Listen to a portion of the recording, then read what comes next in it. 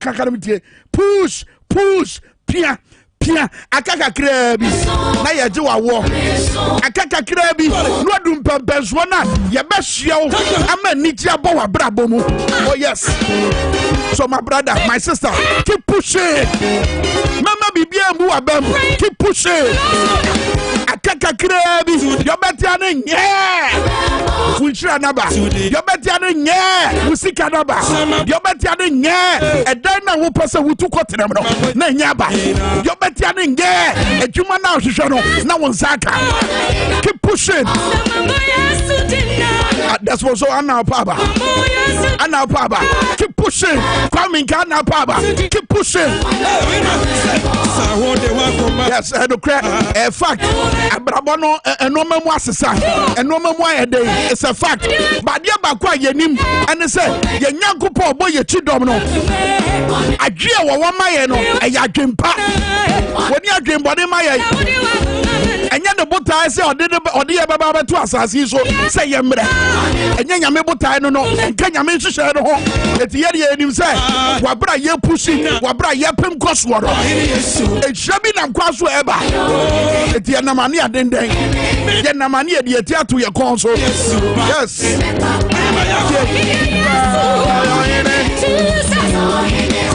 Ye papa bi yo hino. We are singing I and India, swimming in Aura.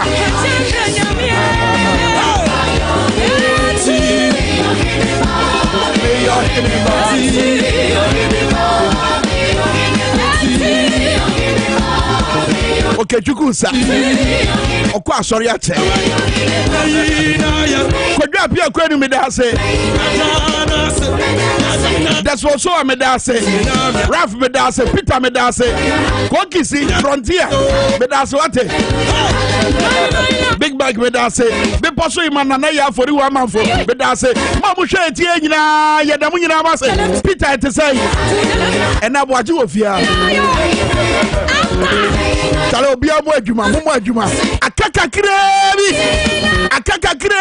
keep pushing wo bre enye kwada ahomache a wasode yi asabre eno ma so wonenam Ghana wonenam Nkran Mountains wo wonenam Techima Mountains wo pai no ma wo hwe ni wo sa manfo beba beto no ma wo bre enye brekwa bibi babesi and the crack Ghana sika sabunye and the crack a former ye day and the crack ye towa top and the crack but the bakwa ye no crack was a jira wutrim that there be a so die and say on Yankupon no di wudi asasi so na dwa wo ma no e ya dwempa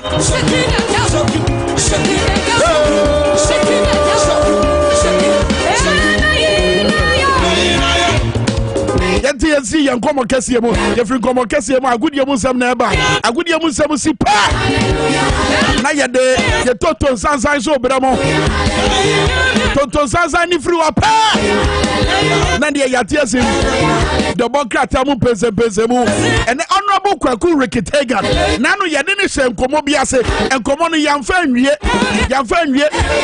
o my Ghana sika samu fonya ye twakere ye wono so wo privileges committee no so honorable Sarah addressa for ho nsem no ene ye ba bedan no kura ni nyina di eye no kura sana Ghana mampanya so ye ho no wo mo peso mo dane sa asodie no ede ma mrahye badwafo no mu na enkoye sabe obrafo obeyi etire na firi ho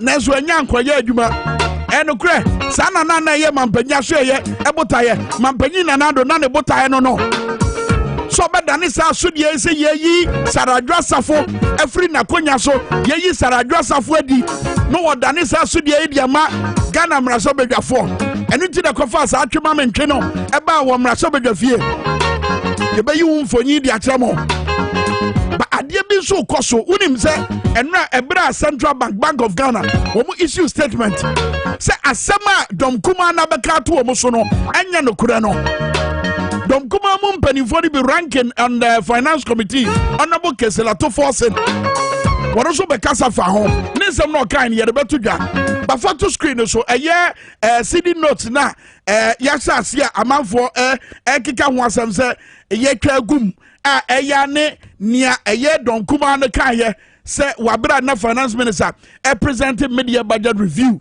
na omo kyerɛ sɛ wɔ media budget review ni mu no wokin kan sɛm no a nanka finance minister episode di hinta Ghana for na kyerɛ sɛ wo matwa sika foforo ade agum na ne etia no mutwa sika foforo ye Ghana sika foforo ade agum it's all because wo mo person mo ya na omo fa honde bobosia ade free eye central bank ho na wo eye kesilato force aka sɛ mu no wo se eno ekura ka ho bi na ama eno ma boa ye den wo man yi mu basidi notes no edi ntre ha e wa ba fu tintan fidie no so wa wo hwa metie me minim se wo so ahunu bi dia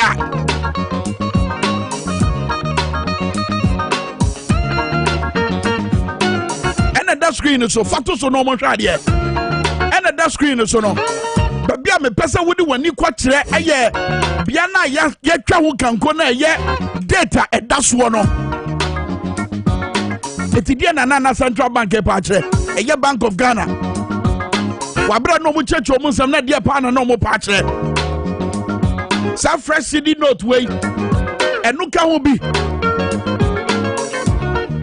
ena amadom kuma emema sa nsam yi so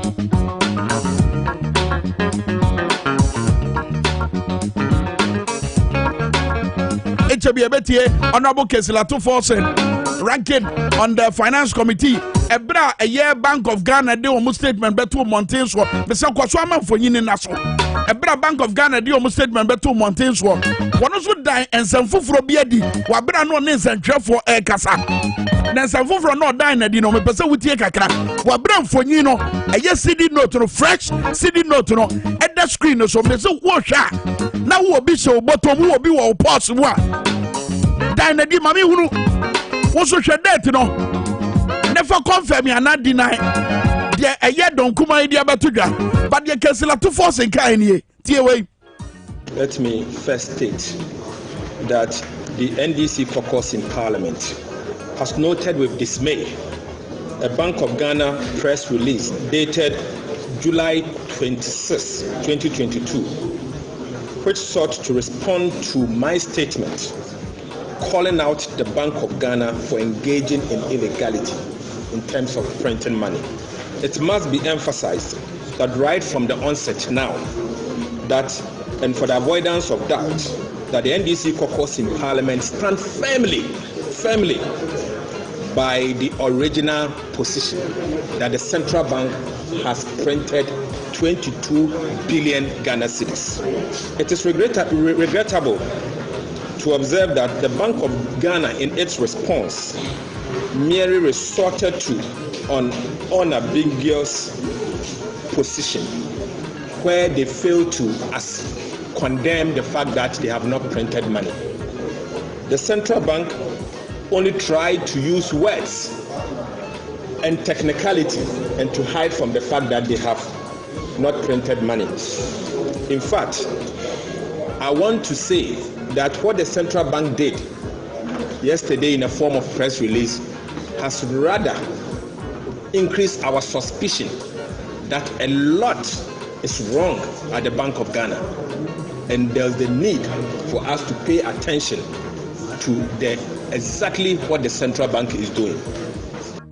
Eti na Kesilato force nensema waka no Dwabo Ase power 97.9 mami chechemu kakra wabra CD note no kwaso mane naso mo bia hu sa wo hwe CD note no ahodo na edi ntre na obi hwe date no look ebi date as far back as 4th March 2022 ebi yes of course 4th March na gina they get afiya mu na ye twetwetwe de adai edi agum na amanfo ka se enti we endia dance here what ye dom kuma eka no say ye twa sika foforo e dia begum na eno ka bi ena ama eno ma bo ekosoro e wo man Ghana na Kesilato force say wo kasa wo tie no ye nsentwefo hye mo ye ne no a wabra central bank issue statement wo say wo mo statement no mo issue ye no wo mo de brofo akese ne technicalities ena mo de no ma edai esie Ghana for but no kura wo mpa ne say ensem mo ma so say Bank of Ghana etwa sika gum no wo mo dom kuma mo da so gina sansam no achi bibia ni wabapupu omuti babi omugina no mugina na kai say dom kuma na ka say Sana Mona, a Bank of Ghana tuono, etiamra. Me Kwame Minkah mi buso. Se bibi tiamra, dian ye. And that's for me, Musasa question. Se bibi tiamra, dian ye. Wabra ye de sanse mu abeto yanim. Bank of Ghana so abechche ni die mu. Edie ne betima ye Ghana for amutie me. Edie ne betima ye na sa asem we. Yetima pe de puma sibira because Keslato forces some make some critical point.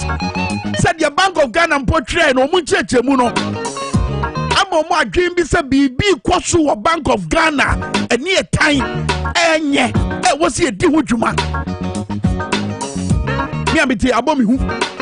Me am a taxpayer Ghana ni ametie abobi hu Ghana ni awutie me say na sem we sipe mo fa e de na kire afehwade we ansa na mama Roger aba no de agudie mo nsam abre nanu ya na eye Supreme Court ho no na nado danko akufo ado Ghana mampanyi e kire se wode mpanifo bi e ko ho wo so a omo so a kire no a yede omo ko se mpanifo anasa atemuafo e wo Supreme Court ho na ba ku bi nso dia betodwa amanfo kire se wono bra na MPP e priapetumi no ron wo gire mu denden dia wo ye campaign o Peter Fasa video no to so no mo hwade ye se papa inu wo gire mu denden dia no wo ye campaign Minim se Ghana web story no so aye ready ka de sanfonyi no so to ho na ko ma hwe Ghana web story no na ya hwe mfonyi e bata story no ho na fa video no so wo de atum no ma hwe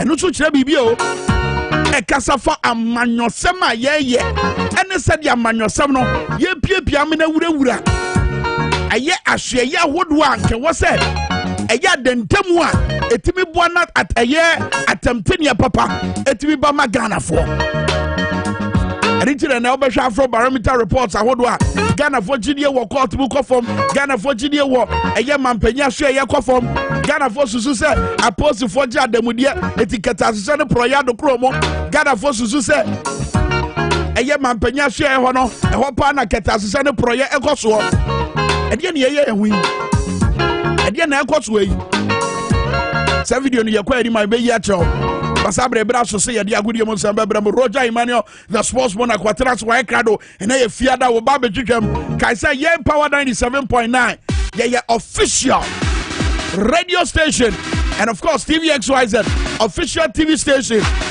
for the Commonwealth Games.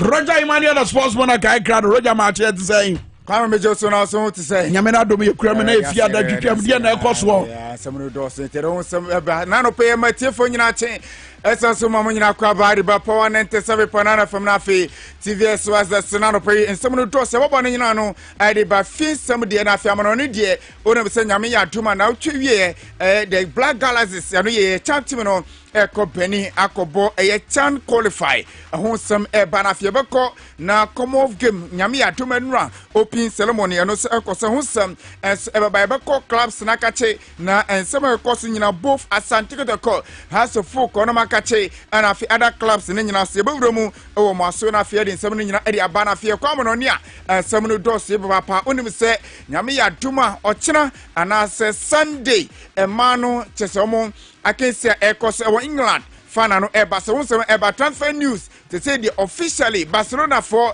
Arsenal Brantana Chelsea for target to Yula Konde omo asana details ne ba enra Cristiano Ronaldo on Manchester United and put for Shaye Jen Semna Brantana ka hon sem nyina ye di ebro na no pay ewo jumade no so meeting Eddie Roger Emmanuel from the Sports Monarch nana prempere Brentesma ebo Taylor ana kojo fosu hello kokunso ebutu Birmingham ono etechire ewo susuma femanaro pay yedi ensemna nyina ebro yesa sentem na yemvremu ewo Commonwealth game at seno etudwa ewo UK abontenso eno ana nyame eyatum ema official opening ceremony jumede na kasa etimi ehase ema perfo abiu kwamudi ato se tore jumede na kasa ebetimi ahase na bibianso etimi akoy kamana chano so se Ghana yedi 126 contingents and I yedi akopima ye hwe no se Commonwealth game at no Barcelona nyama ebeko yedi ma o my Ghana na we se na penefo ayen hihye no dia penefo akonfirm se ade a nipa chochoro ena o nyina awro mu awo tournament no amokwe se bibia so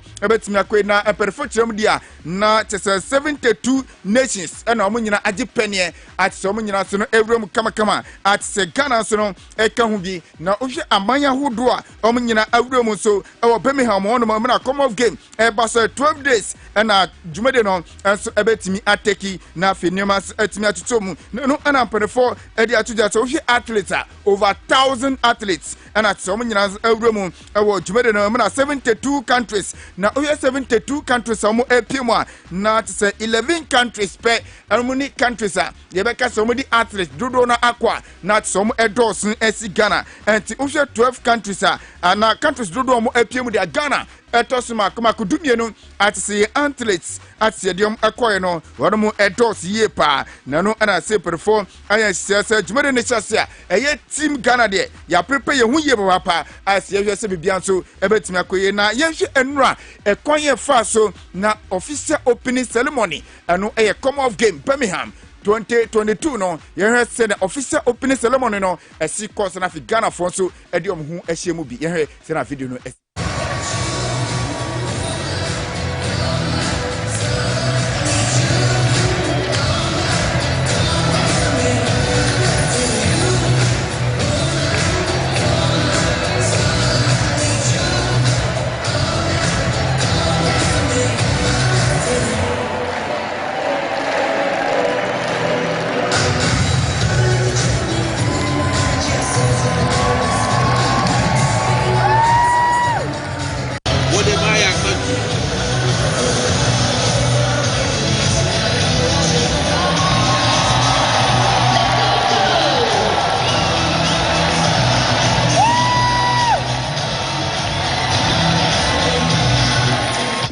not serious and na dede na etwego radio no sana fe video no say na TV no sana te say ohwe come off game no and our sampa Ghana for us ye kente kama as ye ne match say bibia set me course no eye official opening ceremony come off game 2022 Birmingham ho anhihye so no na Ghana brand say for say Abubakar Korti wano eye captain Elma the Black Bombers wano akasika kra chechire ma ho boss say wano musu aya boxers no o say ediwere ma mu ehye na fe first bout at me abasiente sama abrante no erituja.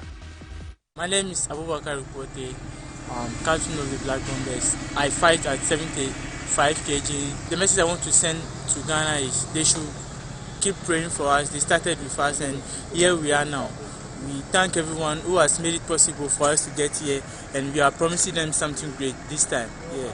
We are going to put on a spectacular performance more than we did in Glasgow, so they should keep on supporting us and praying for us. We will never let them down.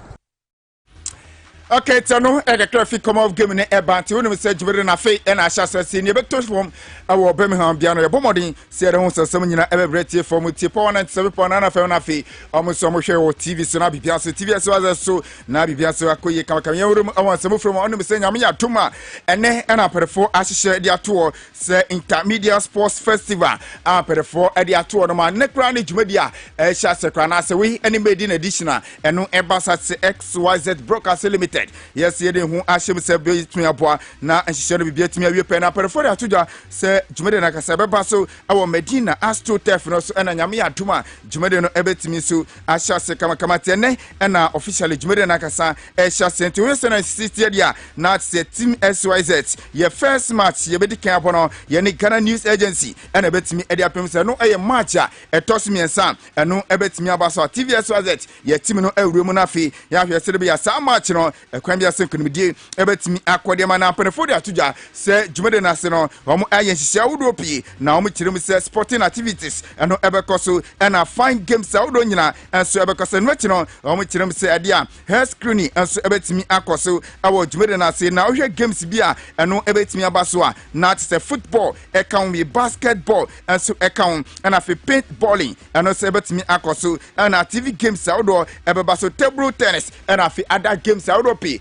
na perefo ayen hye no se nyame ya duma ene Medina Astro Turf no so no ono mo ehwe se bibia se betimi akoso ne hye no so se emperefo awudo pii ebetimi so aba jumede na se na opani afen abadwumfo wono na te se de owremu ewo Ghana sentrofo kuo eno ewo Ghana hanyina sa paniwe wono na perefo elect na se president wono akasa ebetimi aba jumede na se na ono se abebo jumede na chi ana so ba betekiri na bibia se akoyi sa se na MP ewo Medina empotemo mo nyina so opene no ebetimi abepiem na bibia second na say honorable sesu ono so ebetimi abadwumede na se na mo nyina abetechiri era fetutu awudo pi bana bibia so akoye kama te no media for ono mo game ene eba so a SYZ yes ye de ho hyemu a ho sem eno no yenko ensemo from onim se enche Costa Rica emano under 20 World Cup no ebetimi abaso nyame aduma next month August and I say jumede no ebetimi abaso na the Black Princesses of Ghana omatiatum ewo France onum ekoye pre-tournament camping kakra ansana jumede no World Cup na kasa etimi edro no no na general captain akasa edema the Black Princesses of Ghana Mukarama Abdullahi akasa kakra dia fa ye team no preparation na na afia hombo mo players na ye se World Cup ne draw no ma Ghana ebetimi adinku ne mo eno ye ntinsema abayewa no edi atu yenim. We just finished our training and game tomorrow, so bring it on. We are ready, and I think it was great. Like the girls put in so much effort after traveling yesterday, so it was good. I think this game is going to be a very big test for us, and it's a good thing we get to play to see how our preparation has been since from Ghana and coming into a different environment. I think it's going to be a very big task. And I think we are ready, and the girls will we do our best, and this game is actually going to show that we are ready and prepared for the World Cup. So I think I'm happy that we get to play this game.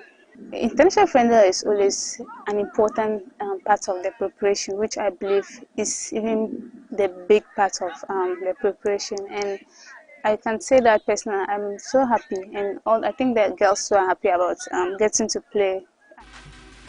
Eti Mukarama Abdullahi no onim se okọ school US anande what's tomorrow the Black Princesses of Ghana omo camp ono e general captain akasa hadi matim no na motiv se wodi sasa no ade atu national so say World Cup no join no Ghana first game ya na US and betimi abo asa match no 11th August and perfortunately say and betimi abo asa na fie match no etos me no 14th August Ghana and in Netherlands e matim no atse betimi abo na fie ne etos me sa Ghana and Japan and say betimi awida sa no 17th August and as match no and also ebetimi abase yemfrio yenko ensemo from yenko club news onu me say has folk onu ahye omo preseason ase na preseason ana perfordi atuja se onu fiscal trainer owura W town do ekodia awase omo papa ne efe Enoch Jordan Dati ana perfo apana se onu new fiscal trainer erima has folk team ne sanse owie se papa we na dwumedi a wodi e Ghana ha no ekonka iba papa sanse ye foreign based players as Jordan Ayu Sasana Mubarak Wakasu Andre Dede Ayu and other players to say Salisu Munyina Etachidan or Ghana Hasia Sa anyway and as physically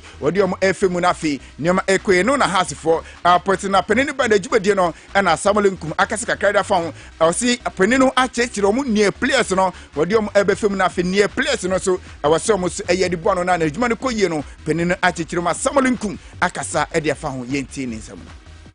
It was great. I think if you have hard work and after you also have to go and see the family as well. So I think we did what we have to do as a professional players, and also off season we chill with the family as well. My opinion, up and coming season is a season that everybody's look up to. You can see from today, from day one, today is amazing. The different atmosphere, different environment, different players as well, and also our physical trainer, new physical trainer. I think, in my opinion, he's professional. So, he's a professional trainer, and this is what everywhere they do as pre-season, and so far so good. The first day, I've enjoyed him. And here some branta for Samuel Kumadi to na Zakaria Fuseni sahin here ma blokum Chelsea Buboko no sakasa se o catch referee for say afie chom league home boy no na ekonka de na sikasem no say Sakura Park no koye kura league no Sakura League and mo boy to catch referee for say mo bomodin say Anton say ye league no betimi asasa afie no omo hia na afie sponsorship omo nye bi na sika Emra League no yeti nsema branta no de tuja omo boy no mo sponsorship my sene ebe ya yanso players no because ha ebi mo aware ebi mo wo mba mo hwe mo nti enya sponsorship na ebetumi ama boys no so anya kakra mo sam sene ebe ya mo so betumi de ahwe o mo family Some brother ready to and watching us Brekum Chelsea, your target in the league way Shasia.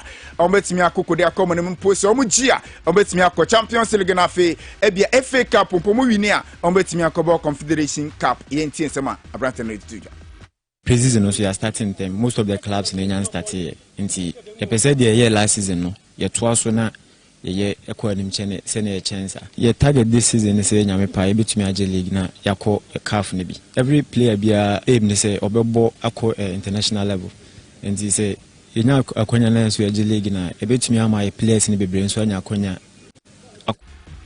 Entano yesema Branty Efra Zakaria Fiseni Brekum Chelsea captain and some waka Blasters of Ghana say deputy captain Branty Efra Richie Rufuri na Osina Kan Harima Boboko Bako Momorebo Konka our South Africa Orlando Paris and Branty Asina Kainano and our South Africa Omuli Kinema 21 clean sheets and Branty Timia Enwechi 42 matches and awada Teresa Panemorebo Konka no namso Emma Orlando Paris in Boboko no for the Atuja Sunday and 24 points no say no any vice captain amboa serebe ya team no bibia so ebetimi akoye kama na nyinam no omo de atoja se Branty Efra Innocent Mila ana ono general captain Richard Ofori ne deputy obopo na serebe na jumadi a obabedin so bibia so akoye na onim se enkare na ka Branty Efra Happy Jelly na na wono sahina kasade ma team no na wono retirement no na nam se ni omo ape new leadership a omo ebo serebe Orlando Pirates boboko no womo so nioma ebetimi atoyi edi amamo yenko Branty tesemre bi etwem na osia kan erima krobia Kumasi Asante Kotoko Matthew Enim Kujo ehusem na Minkah na onim se enche na that side ye from Dundee United omo ebefa Branty no na omo coach edi nsema tuja coach Efra Jack Ross ababonte nsema tuja se wo se clubs p aba Branty no ho at Boboko Efra Brighton Hove Albion omo every premiership no mo aba na mom enya dia Branty no omo atro for so edi abono wo se Branty no e future year pa enti omo Dundee United ye omo enye omagin se Branty wedi 18 years no onom ebeton no edi ama club bia eno eyensema no so atodwa ewo honom yenkwa no ni na afia hwe na afia so nsema no so a onom se emano European Championship a eno ekoso England nyame aduma ya dia Sunday final game no eno ebetimi abasa no eye Germany omo ma team no omo ene England host nation ene betimi edi awida so yenwremu ewo FC Barcelona onom akache no ena officially eba ebetoja Sevilla ni Branty Efra Julian Conde they say Barcelona for anya asa Branty na se die ade asika epiem no 50 million euros and which add-on and also 10 million euros and also sema and also atuja ahonom yenko Olympic Mazo honom so akache reporter abetuja ne so mus complete Branty Efra Nuno Tavares no almost complete the deal loan and Branty na ekobonti 2023 and abibia se betimi aba na osina kan edi ma Arsenal emanei wa rem Olympic Mazo honom akache okusia kan na Watford for the atuja say Branty Efra Ismaila Sarr almost say we a club now odi more than 35 million euros at the badia and Branty no ebeja ne kwan na wakosi academy club bi obebe na mo say sika no enu say sika no mo ebone dia ene mo forget kra no yensema eno so abana Manchester United omo akachi na dia ni kire onim say no a na official ebetuja say Branty Efra Cristiano Ronaldo empenifo epa na hontuma sasana Lisandro Martinez wono say empenifo epa na hontuma sasana no meeting kese pa akoso na fidina kese ekoso ma empenifo do fegese mu nyina awuremu Cristiano Ronaldo omo nyina ekomu meeting asema nema ekoina na empenifo edi atuja say Branty Efra Cristiano Ronaldo jersey number 14 sasana Lisandro Martinez wono say jersey number 6 and empenifo edi amane say onhye no and ama yu empenifo edi atuja say di omo ko ayas na Branty Efra say Antonio omo akofa Branty no mukiremu a omo kutem sebiska 60 million euros nemo ayas fo kiremu say omo ja Branty no ma 80 million euros and nisika wono hia San Antonio omo ajenemu na afi obesia kan edi amatima ye fere Manchester United nenu a United empenifo ni Cristiano Ronaldo etena se no omo ni dinkomo ekwakyiri ye pa na omo di tu nanim say still ton ne de ye nton na Branty no so kiremu say ko de wonya nkobako na semba ko epiemu and say nienti asasiru na ninye say obetina United ni say unim say man qualify for Champions League na players o man qualify nyina no yate omo sika no so 25% ne sisa de no nya de asiru ni bojo sukra kan umiti a opese okote no aho hemende awoye player no agent no woni ni former club Sporting Lisbon asaso din komo se ebeye de komumra na afiom embe fasiru na mumas no a se na komo dide ni sikoye na emperfor dia tu nanim se still almost stance ne se omo entoni de e Kwame Ase 0 oya jatum se ebi obetena United na afi ono so atoa na kense se mena ne ko yemfa nsem ne nyine yensi na Dwabo Ase entoa so ewo power 97.9 FM so bitin Eddie Roger Imano from the Sports Monarch nana proper Bretesman ebo tela kojo fosu na hello ko komute chire e manano pay midi semune e bai sabride Kwame Minkah Eddie Dwabo Ase eto aso Eddie amamu Regame da say Isaac Bentum able to Facebook live obo abaso so why there sanso no obo Power Sports abaso say magia to mo so say eye Commonwealth games no dan da nyina mo de amane bo ene nsema hodo a e fa ho so ebeto Ghana fo nyina enim fantastic team XYZ Broadcasting Limited. What a solid team. TV XYZ, Radio XYZ, Power 97.9, Ashanti Power, Afro Cine. Hey, they say what them wo? A 1 year Cine. Sawapa Fefe Cine, a Afro Cine ni abare. And if you are that, and Opedia near Yenina Yedia, Yenia, Top Choco 3-in-1 chocolate drink. And Opedia Niman said, Yehiani Zushia, if it's a Top Choco 3-in-1 chocolate drinky, Yadigana Coco Yabi na Yabi, and a first the name Medicare, Yana Yata, Kosha, Rani, Edrano Passa, Yapentum, Aqua Juma, Nafin, Yakosutowe, Yakosutowe, Yapasic, Yapamedic. If we go back on that shop, look at you. Every now I go to Mamma Suna. Every no so go shaki. Open tobacco adwuma. Eti adagero. And I'm saying you want it. It's obiaja to say Top Choco 3-in-1 chocolate drink na na eko. Yo yani nsuo hye. Enkwara no benumbi. Wankasa benumbi. Papa e benumbi o. Drobe ni awutie me numbi na abusuamu ni nyina numbi. Na wabra waje Top Choco 3-in-1 chocolate drink no. Now the Top Choco chocolate spread so afa panu ni mu dia bia panu ni na aduane die no anopa mu no awie peye awode nko Top Choco nuane suto bia be kombia benya bia to etufo beto for 0551 033 033 0551 033 033 Top Choco is chocolate bia ye ba be boy tonton sansa ba woni that's from what is that no pa obi sori ho hwe sike ye kura mi say 20 pesos sabo so mi aso ho sai sabre sika ye nkwa na do obi botom 20 pesos ba yet ye Ghana ye title some wo yasum say and auditor general's report Ghana sika obi atabiri akwakodi botto boni mu botto eni say kodim sika na kodim na anu yo mo de betu jo mo se dey 12.8 billion Ghana sika akodi obi bottom wo patam teniye na asam no yapane puma sibra so a eno so agodane mo achibidin ye patam teniye na asam yapane puma sibra na agodane bo achibidin Nanu ya Afro Barometer report ibetire say amanfo nsusuye eni o madwen efa atemteni ekoso ewo eye ye court anase yatem obia no amanfo adwen ni o mususuye efa ho ne say eho de wokọ a wonya bi fi seketa asese ne proye adokuro mo ye the presidency abefam ese bankofo a anase asoye a amanfo wogidie wo mu pa Ghana forces Aseye amanfo nigidie wo mumu awie eye New Patriotic Party MPP na seye mu nso wabra mampanyin na nado danko akufuado wo piapia mpanifo bi atiko ede o makogu Supreme Court another controversy ebaye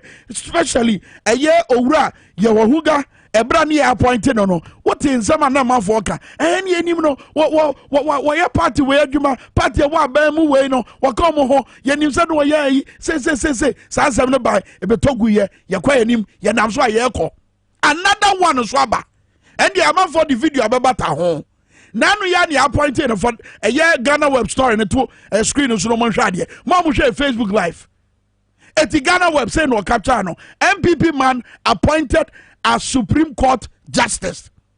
Nye di amanfo ka say we MPP man and say the fact that we belong to a political party does not bar you from being appointed into such a high office. But you see, say we open politics. Na bia wo kwai e wo say we dem temuni a wobɛhwɛ na atamteni aba no ɛhɔ no ne problem no eti video a edi ehim ɛfa papa yi ana adwuma sɛ membɛyɛ bibi sɛ ya ɛdeɛ paa na kyɛ sɛ bibi bɛtɔ m'anim na de korɔ no des wɔn fa ho a wanhwɛ mimbu nkɔfa wo side hɔ ɛnka sɛ mɛyɛ amena sɛ de bɛyɛ w'ani bɛsɔ I mean only few people in this world, only few people and the betima resisting such a test. One part the betima jina wabrasa and saw her not to only few. But the perception that what about one say, so what the sound call for no kogu sabiana. What the feeling and eka sabiano because a whole man for call a quadratum 10 year. Etienne a bantia okura 20 pesos he. Dachi bi ye didi good about you na wo mo pa attempting ya better than wenya ye gina we so atan ye ho aba ye ba ye bebo ye tonton sansan men ko ba bia.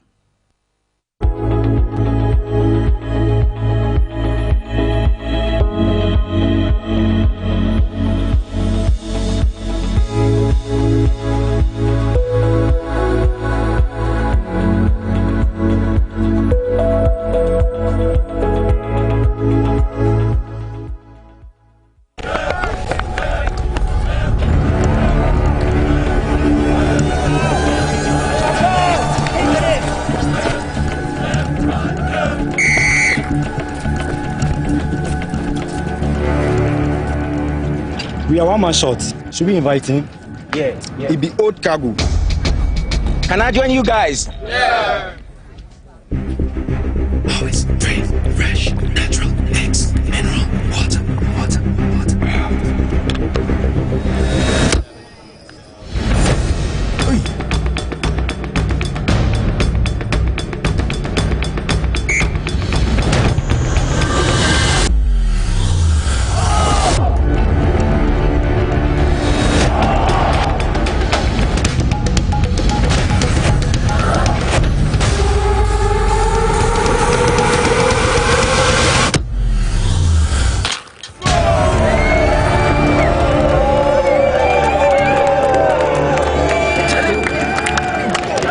Still got it. Always keep hydrated naturally. That's my secret.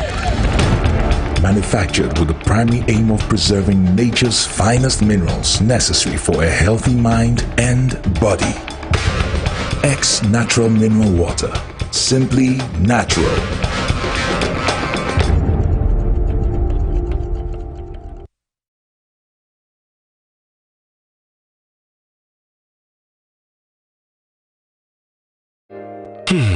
If I cry na menyisika, edia ye mefui. Ehin fa na menya bosia, edia tre medwuma yimu. Kai kra mabre, mi busia ato taxi fufu. Suhum Rural Bank. Suhum Rural Bank.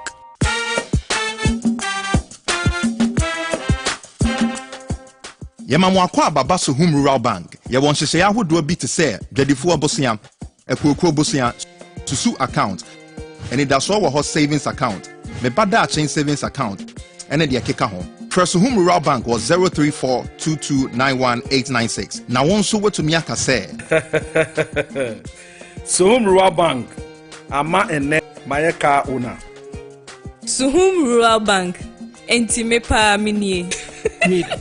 Suhum Rural Bank, growing our heritage.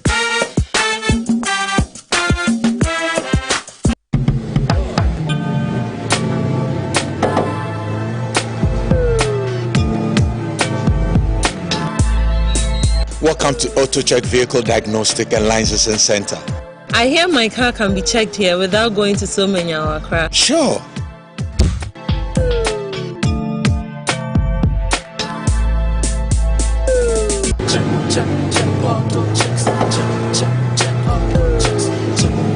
Emission, check. Alignment, check. Brakes, check. Visit Auto Checks at Koforodia Aquadum Road for the roadworthiness of your vehicle, from saloon cars to heavy-duty industrial vehicles. Madam, your car is now ready for the road. Thank you so much. Auto checks. Check. Auto checks. Your safety, our priority. Check. Auto checks.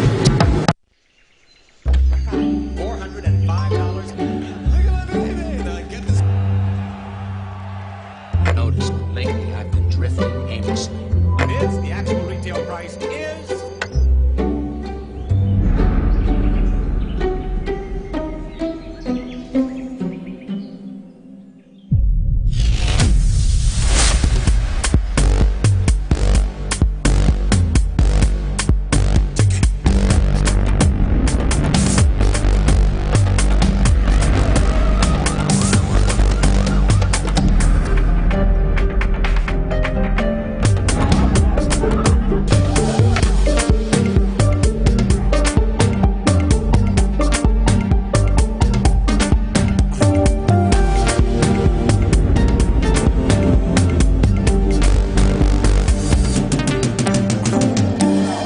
Cine, exclusively on HG Plus Channel 115.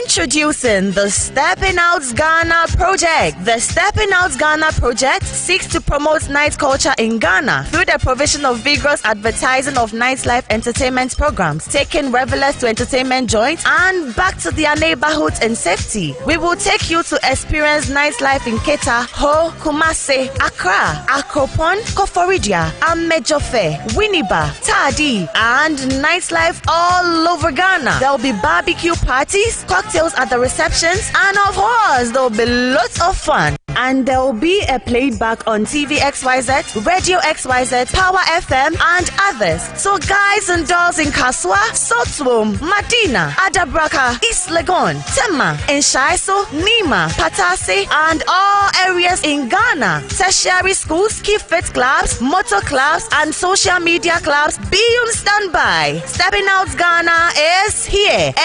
Enjoyment in Kwa. Please call 055 965 5388.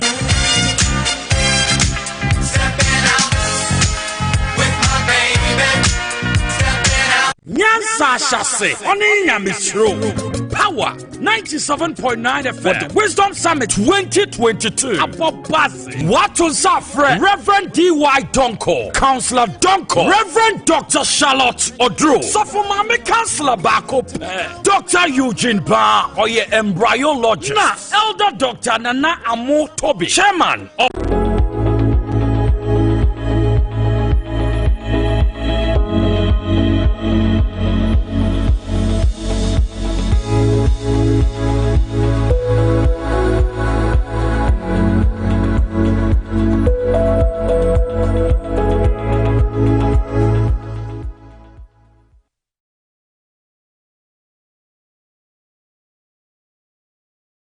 na sawote konkoya na jasa samaba na sawote konkoya na jasa samaba na sawote konkoya na jasa samaba.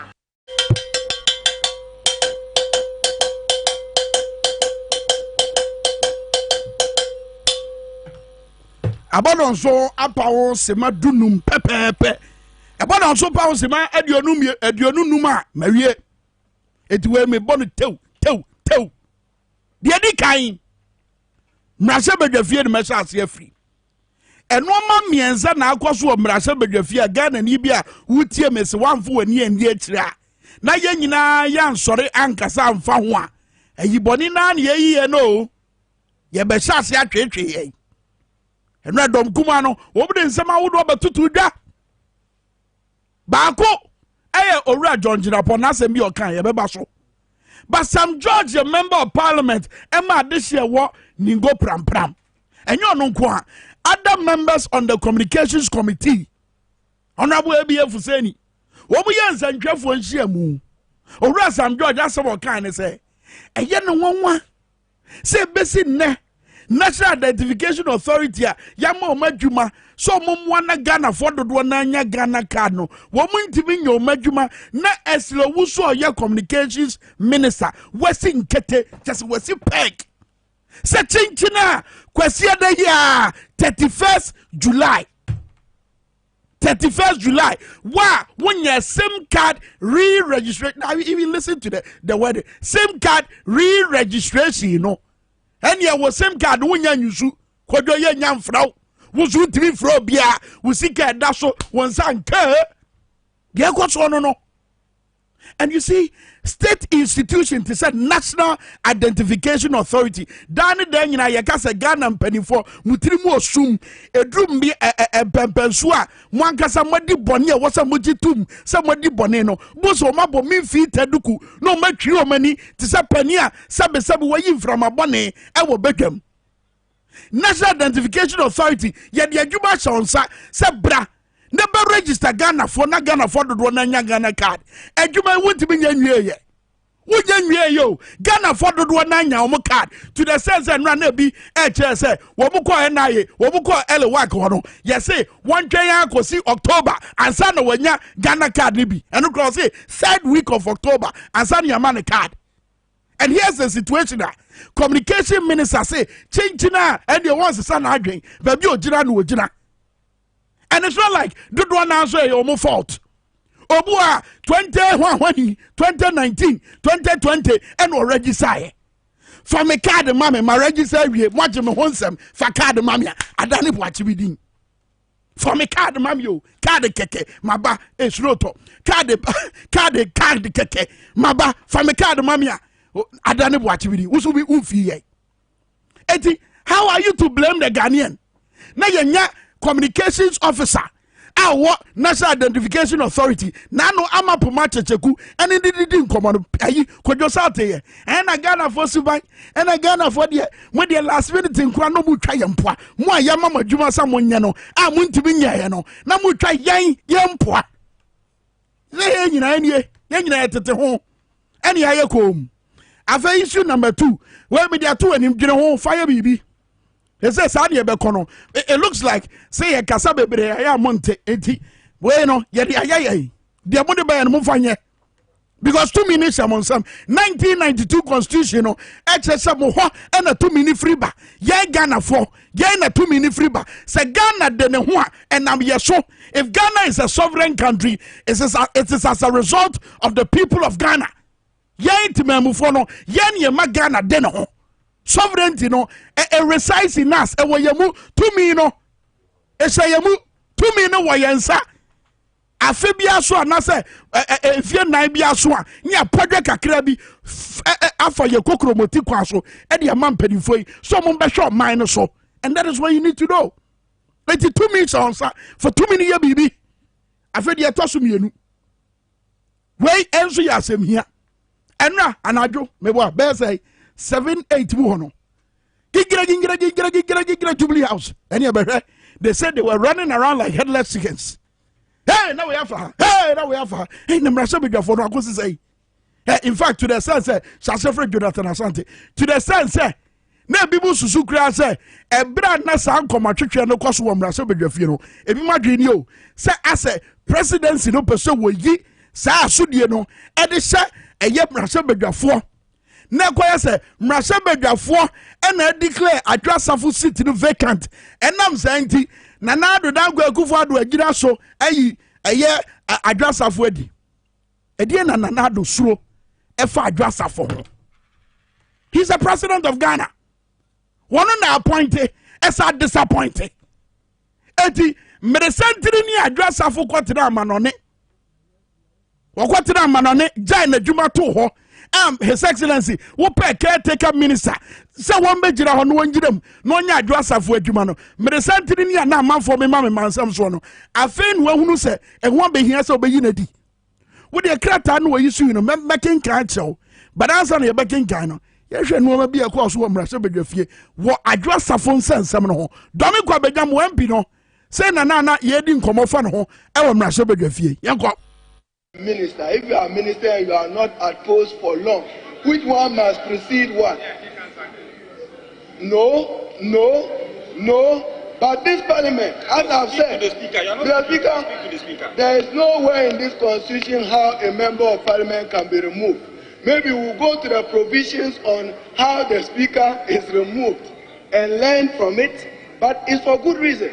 You don't take, you can take decisions here today. I'm saying, Mr. Speaker, I'm surprised that Nana Dankwa is not showing wit and will in dismissing the absentee minister. Why will you be keeping an absentee minister and thinking that you find comfort in parliament dismissing and declaring the seat vacant? So, Mr. Speaker, let the leader come clear and we'll know his intentions and we'll fight his intentions. I thank you for the opportunity. According to saying that it should be decided by the House, I disagree with him. There's no constitutional basis for what he's saying. The Speaker, I say so because he himself has not cited any constitutional provision to that effect. He is speaking to his sentiments, which has no relevance as far as this matter is concerned. Mr. Speaker, Article 112 provides that once the determination has been made and the vacancy has fallen, 1125 says, whenever a vacancy occurs in Parliament, the clerk to Parliament shall notify the Electoral Commission in writing within 7 days after the vacancy occurred, and a by-election shall be held within 30 days after the vacancy occurred. Mr. Speaker, the determination of the committee is born in a report that is submitted to this House. And that report is not for the consideration and voting on by this plenary. It is for the information of the House that the determination has been made. Mr. Speaker, my colleague appears to be arguing that no committee can make such a decision that will bind the entire House. He's totally wrong. Mr. Speaker, let's deal with what is contained in Article 106. Article 106, subtext. I have consulted the old lady. The old lady has given me an advice, and I think that advice is correct, because the issue raised by the majority leader is both of substantive and procedural law. And I need time to submit to this House a reasoned, written ruling. I cannot, in the haste of today, give you the ruling. In the circumstances, I will urge this House for us to call it a day.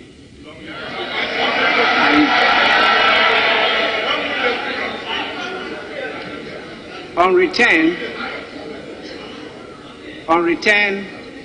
I will deliver the written ruling. So I will proceed, looking at the time, to adjourn the proceedings after you have listened to the closing remarks of the leaders. Speaker of Parliament, Marshal Bedwafie, Chairman Henenono, or no Akasa, Right Honorable Alban Bagbin, Yakwa so ye didn't come here, where a political analyst, Ora, Jonathan Ofori, and Bekasa here, but Okasa, and you may bremuno. And Jonathan Asante for that matter. Edina Kamiyeti, Jonathan Ofori, Minya Bio Wokumase, and Jonathan Asante, and a political analyst, Yaneno Baba Chuchenkomo. And you may bring him aboard the Aquaswa Mrasabi Fienu, and a presidency issue statement was a revocation of Honorable Sarah Jasafo's appointment. Natia Seminole was in accordance with Article 81A of the Constitution. The President of the Republic of Ghana, Nana Dankwa Akufo-Addo, has revoked the appointment of Honorable Sarah Adjo-Safo, Member of Parliament for Domi Kwabenya, as Minister for Gender, Children and Social Protection with immediate effect. the Minister for Sanitation and Water Resources, Madam Cecilia Abinadapa, will continue to act as caretaker minister for the Ministry of Gender and Children, Children and Social Protection until such a time that President Nana Addo Dankwa Akufo-Addo appoints a substantive minister. The Anensa Secretary say, Eugene Director of Communications at the Presidency. Jonathan Asante, Yamwache Mwakwaba.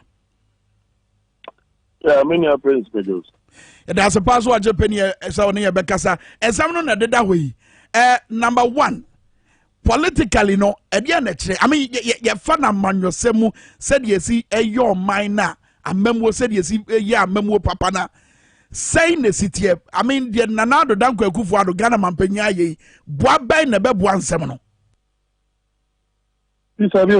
Power FM. Pusa say, anamoa Mampenya tuono, Boabai nebe bua, eye Honorable Sarah Adwo-Asafo ensensem ya, adan wedi nanse yemwe. Oh, okay.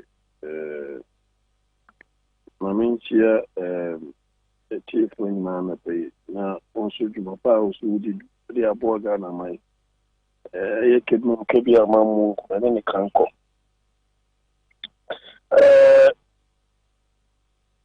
I'm more about penny address of our claim be also of course this particular issue I drag it on for a while and I must say, I think if your man penny feels this is the right time to take a decision.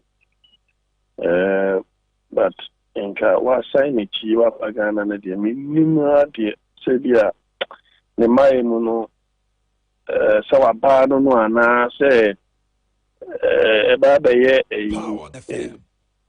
yeah, the a friend and a piano course. Tell my young son a piano course, I had to say. I don't call it Dwabo Ase. I know I'm a sando. I go into Minkah. You say, "Yeah, about paying me, but yeah, I think maybe the president would have been a bit hesitant because after all, when it comes to delay, I think the president has exercised that kind of poor leadership when it comes to her. But I think maybe the president has been quite considerate over the period. But there are other issues we are not privy to. And I think from the time our presidency is released, like I said, the woman was going to have a prolonged leave, and the presidency was aware. But in terms of the political career, the political career will be really affected and poorly affected.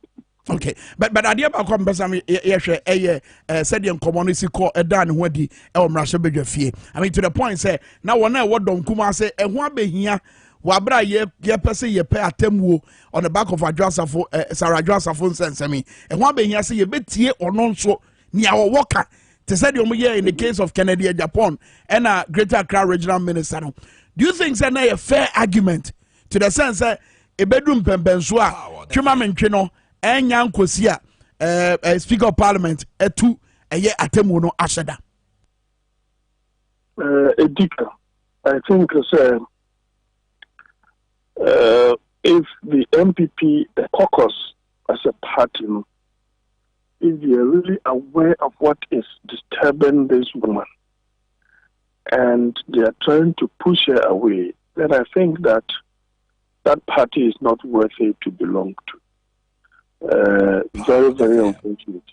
And apart from the fact that she's a woman, and also in here our special consideration as a male-dominated, parliament, we need to be a bit considerate about the health, the psyche, of the woman, and especially taking a decision that will not affect only her, but will affect her constituents, will affect her family, immediate and extended family as well.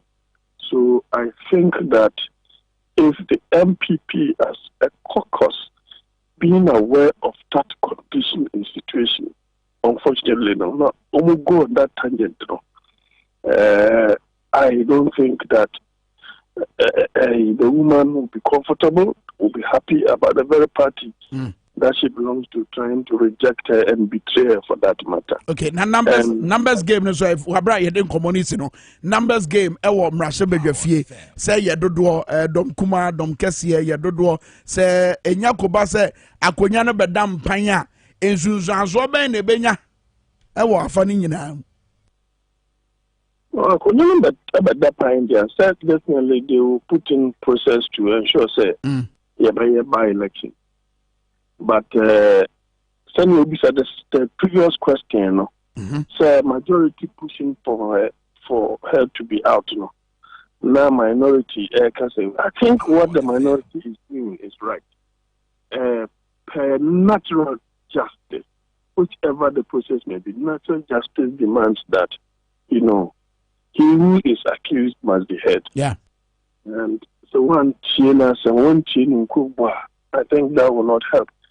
And the majority may not want that to come out. But I think that the woman will be very happy if the privileges committee will be set up again or reconvene to also listen to her.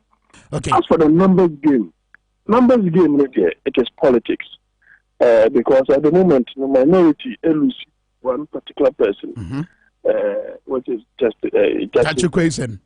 Eno kika enya se bia wo malusu no him. Of course I'll go for another review. But you see, this technical way near there, I think I've listened to Professor Asa, the OUSC. My advice is that he should have resigned and let them go and conduct a by-election of which he can contest. And I tell you what, he will win because this time, the economic condition politically is good for the opposition. No two ways about that. And that trend is even likely to continue till 2024 and beyond. Yeah. So you need to also be strategic and stop, following these court processes. But doing something so that be uncle for say one person many representation and answer or something like that. So I think to a certain level, Obama I think it did was say address say Jachi question say by election BC say my opposition. The opposition will make massive gains. As for Assistant Center, they will win hands down. As for Kwame, I don't know whom. It depends upon who they will send there. Akurugu parliamentary candidate ma NDC in 2020. I'm for say ne mana wonya and Osha ne mana wonya no ben address of kakra. So somebody like that, that's address for decide and say, okay, Maka Mate. My resigning of a sort. Or resigning, now because I will throw the weight behind whoever that particular person is at Kwame to kick away or to take away MPPs a year. I think that MPP will be in big trouble. They will be in big trouble. And Joseph will get a lot of sympathy, even if she also decides to go independent. There's no way the MPP will win that particular seat. So the MPP ought to be a bit more strategic. Other than that, they will lose out in both cases. What Nyawaka is address of independent. I mean, especially when you're there, if people can say, hey, address of Namodan any no more bebo. She will gain as a woman, she will gain sympathy vote. I should when you vote at MPP no more than the back. Okay. No, it doesn't matter whether it is Professor Michael Quay's son. What he said, it doesn't matter. And there will be some sympathy votes. There will be apathy. People will vote because they are apathetical about the situation, and then the neutrals will also, be on the side of Adwasafo. Then you will have other people who will want to be on the side of the NDC for economic reasons and political reasons. But yes, so there is no way if I just should contest that seat as independent, the MPP cannot win that particular party. That's one contest. No, Cotenanchain. Na ebufuo yi edidi mu a betimi edi bibi aba amwa akoka bibi a ebetima ha party no wabra omoko manim. Obviously, and that is also dangerous for the health of the party and the fortune of the party, MPP party. So I think what the NDC is doing as minority in parliament, it is justifiable. It is natural justice demands that he who is accused must be heard. He shouldn't be assumed guilty before proving innocent. He should be innocent until proven guilty. Okay. That is natural law. Okay, final question. Minkah final. But wait, the final crowd of him, I'm going to because minister Adajeni, Anopa Adiachi said here, Adajeni Poso. Well, one kasa wadi nchiremuno. What did you say? Presidency. Dom Kessie wa Mrasebege fie. MPP amanyuku na nkasa no. Womane Honorable Sarah Joseph wedding ye. Oh, if you so we are privy to what exactly is happening to her there, I think is many about penning in many. Me do if you say yes. In terms of ministerial position, we cannot continuously as a nation that is hemorrhaging, still be paying a minister who is close to a year outside her jurisdiction. It doesn't make economic sense. So, one, the president did not show leadership. I think he was a bit sympathetic towards her. I don't know. There are others who also say that the woman is privy to some kind of information that is so damning to the party. That's the more reason why the president was not able to exercise that kind of leadership. But in general terms, in terms of the MPship also, well, it doesn't matter. At the moment, Jachi Kwesi is not representing his people using court gymnastics. So if those constituents don't deserve a representation because of court processes, then you can also say, why should Dominic Abenya people be, the constituents be also become, are they more humans than those in Asen South? But of course, the process is such very cumbersome. And I'm saying that the friend is saying, but it's just quite unfortunate to say MPP or Odomo na acquired to say Muji Namano. I think the problem now a very more aggravated. All right. And that is very inconsiderate on the part of the very group that she belongs to. Very well. But it's very strange that the group you belong to betray the group that you don't belong to. No, it is rather trying to protect you. Yes, we know the numbers game, but of course, the humanity aspect of our humans. And also very important. Anyway, very complex situation. You want to my Dwabo Ase, Ora Jonathan Asante, and Obra Unyamaye, and Opay with Dwabo Ase Juma, the East War, Power 97.9, for a political analyst, social lecturer at the University of Cape Coast. Diane Waba, buy a better Jumadian, so Branzano, Minkah will say, I was a bon on Swamp Power Sima, Edrian Enum, Tumrika, Neko. Solar Natural Clinic titru wo mon kura bata wo ka soa wodem de akọ so wo ye free screening omo hyase adwada no na doma akọ no wo so betima akọ ka ho bi sɛ de be ya ye be fefew na yade bi akọ hyɛ ho no fu a wo nhyɛ dan hunu ye odwin sɛ wonam no odwin sɛ wo ye okay wonim sɛ wotimi ka kɔ bani nti odwin sɛ wo ye okay kɔ ne ye fa mfidie nsisi wo so na ye hwɛ omo gya anim na yenhwe yade akɔhyehyɛ ho na adokotafo ɛwɔ hɔ ɛyɛ Dr. Solomon, Dr. Mike ne dom wo mo hwɛw na yempa dupa bi maw na yesɛ panian so ane abobo bi fine but the other woman say yes sir omo so na machine no wait you should free wo call na akɔka free screening ho wo mo ye womb scan, prostate scan, yɛbɛtwitwe yɛde ointment ɛbɛtwitwe wɔn miamia na mogya na tuma de afurusa ne yie na ho atɔ adwumaden na woyɛ no soa nɔɔma soa concrete da ne da nyina wote siti akyi da bia wakunkon sei ɛte bank ɛte bɛsrɛ wokɔ na wokɔnya saa massage bi a ɛbɛboa Solar Natural Clinic from 00598170770 059817070 kai sɛ free health screening yi kɔ so Omokaswa branch ɛwɔ Old Market second bus stop second bus stop no nechiwana ɛyɛ screening ɛkɔ so anase Solar Natural Clinic ɛwɔ yɛdan ho aba menko baabi a Dwabo Ase nie sɛ yɛka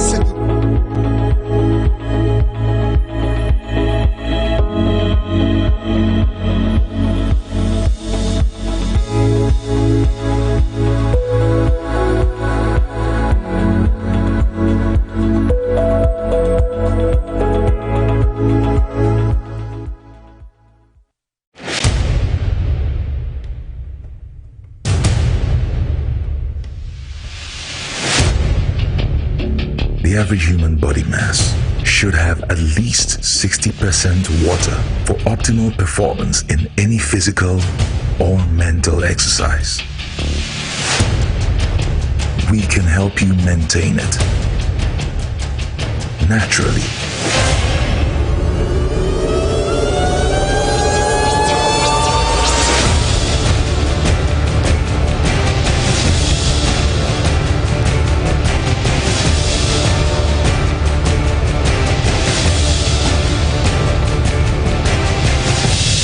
X Natural Mineral Water.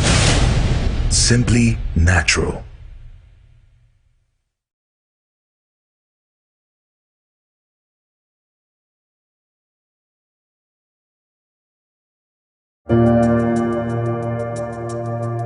Welcome to the Royal Dazzle Event Center.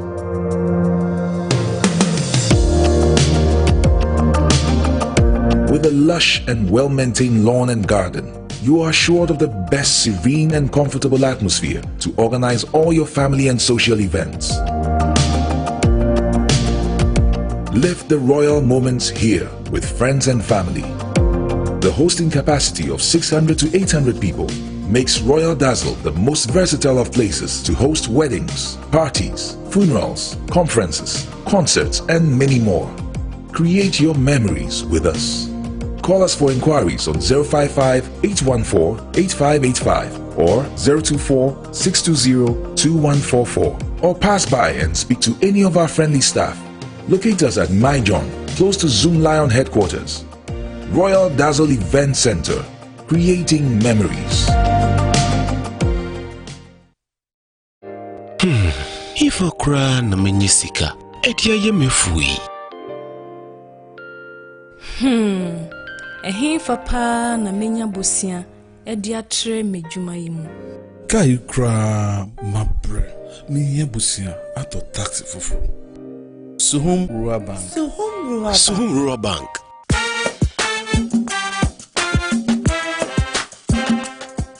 Yema mwakwa ababa Suhum Rural Bank. Ye wonhyehyɛ ahodoɔ bi te sɛ dwadifo abosia, ekuokuo abosia, susu account, and it does wɔ hɔ savings account.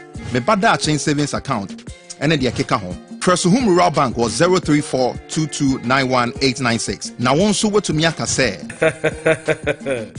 Suhum Rural Bank ama ene mayeka una. Suhum Rural Bank enti me pa minie. Suhum Rural Bank, growing our heritage.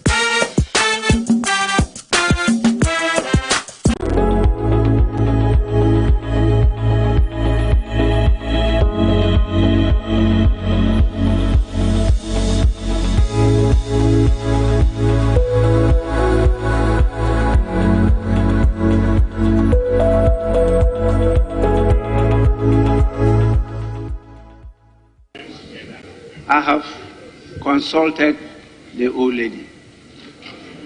The old lady has given me an advice, and I think that advice is correct, because the issue raised by the majority leader is both of substantive procedural law.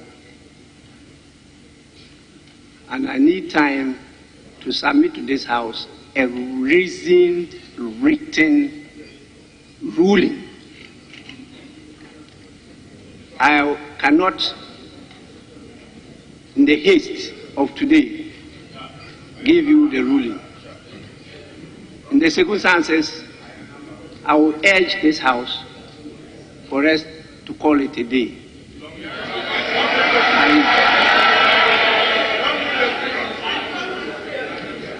On return, I will deliver the written ruling. So I will proceed, looking at the time, to adjourn the proceedings after you have listened to the closing remarks of the leaders. The minister, if you are minister and you are not at post for long, which one must precede what? No. But this parliament, as I've said, Mr. Speaker, there is nowhere in this constitution how a member of parliament can be removed. Maybe we'll go to the provisions on how the speaker is removed and learn from it, but it's for good reason. You don't take, you can take decisions yesterday. I'm saying, Mr. Speaker, I'm surprised that Nana Adudankwa is not showing wit and will in dismissing the absentee minister. Why will you be keeping an absentee minister and thinking that you find comfort in parliament dismissing and declaring the seat vacant? So, Mr. Speaker, let the leader come clear and we'll know his intentions and we'll fight his intentions. I thank you for the opportunity. According to saying that it should be decided by the House, I disagree with him. There's no constitutional basis for what he's saying. Mr. Speaker, I say so because he himself has not cited any constitutional provision to that effect. He is speaking to his sentiments, which has no relevance as far as this matter is concerned. Mr. Speaker, Article 112 provides that once the determination has been made and the vacancy has fallen, 1125 says, whenever a vacancy occurs in Parliament, the clerk to Parliament shall notify the Electoral Commission in writing within 7 days after the vacancy occurred, and a by-election shall be held within 30 days after the vacancy occurred. Mr. Speaker, the determination of the committee is born in a report that is submitted to this House. And that report is not for the consideration and voting on by this plenary. It is for the information of the House that the determination has been made. Mr. Speaker, my colleague appears to be arguing that no committee can make such a decision that will bind the entire House. He's totally wrong. Mr. Speaker, let's deal with what is contained in Article 106. Article 106, sub 13. Article 106, sub 13 provides, and again for his elucidation, I'll read, where it is determined by a committee of Parliament appointed for the purpose that a particular bill is of an urgent nature, the provisions of the preceding clauses of this article, other than clause 1 and paragraph A of clause 2, shall not apply, and accordingly the President shall give his assent to the bill on its presentation for assent. The Speaker, the committees of this House has the authority to determine the urgency of a bill. Once they make the determination, it binds all of us. Plenary has no business in this. People should understand that. So this is not the first time a committee is authorized to make a declaration for on behalf of the House.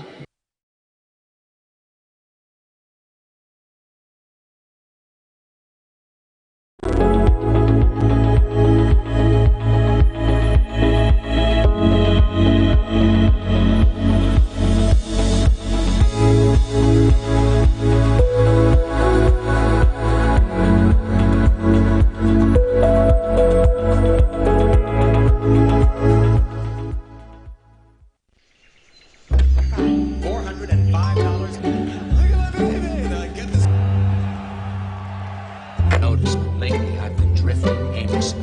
Bids, the actual retail price is...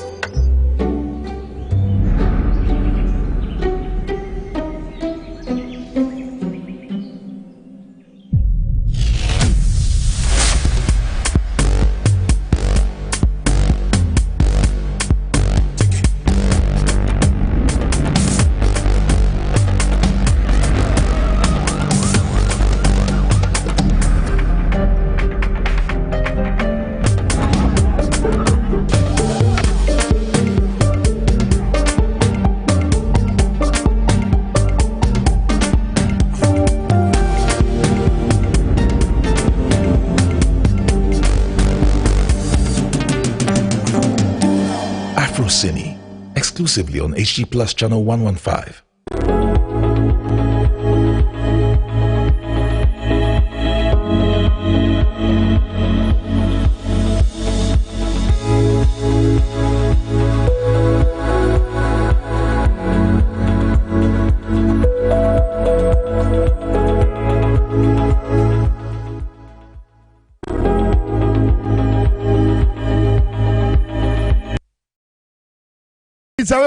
TV XYZ. I was here for brass say a day for the Cassia Bebremo. And if you had that, you have to form say, yeah, but yeah. Now, Minkah said, Kwame Ketegan, a member of parliament, a year, Cape Coast South constituency. And I'm a Mr. Zama.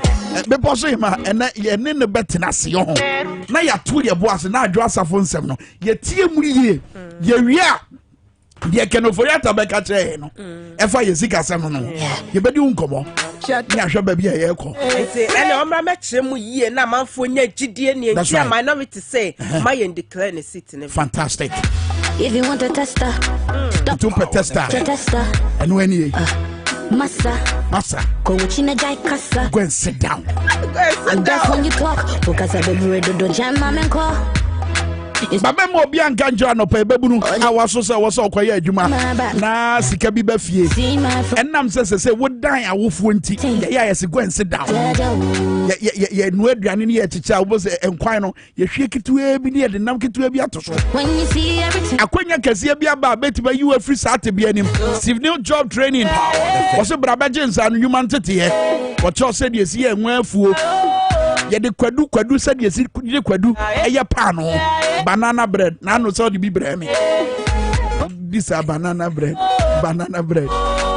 kase di bi so da de buy why are you put the size so why are you banana bread banana ice cream air conditioning installation portable biogas hair conditioner hair shampoo powdered soap biodigester na afen so concrete covered when got time no concrete covered brown sugar yogurt electric fencing CCTV camera installation ningina yentetia Steve New Jobs so what they babema Ghana for the door now intimacy now Jaja Tumika 30th July China Eslo usu dani 31st when you Steve New da 30th July 250 Ghana cedis per Jumadi cost what Delcom SHS Adenta friend number is 055-555-9464 05 5 nafe 9464 and a 05 5 nafe 9465 Steve No Job Training was your hope for a better life. Nana I am back Kwame Jeje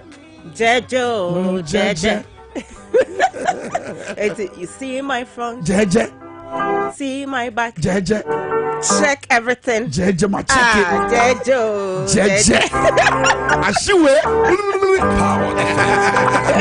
Dwabo Ase upon 97.9 TV XYZ Nana Ima what you gwa Kwame Majimeja anope on say metia na enema bi yi ba obo istefia no what do you say ahodin bi aba I was say ba ahode foforo bi abo awura mi mu thank you atiase emfa mo adwuma metia tete fonya Ghana form mo ladies dumbo say na Majimeja obi anye ne two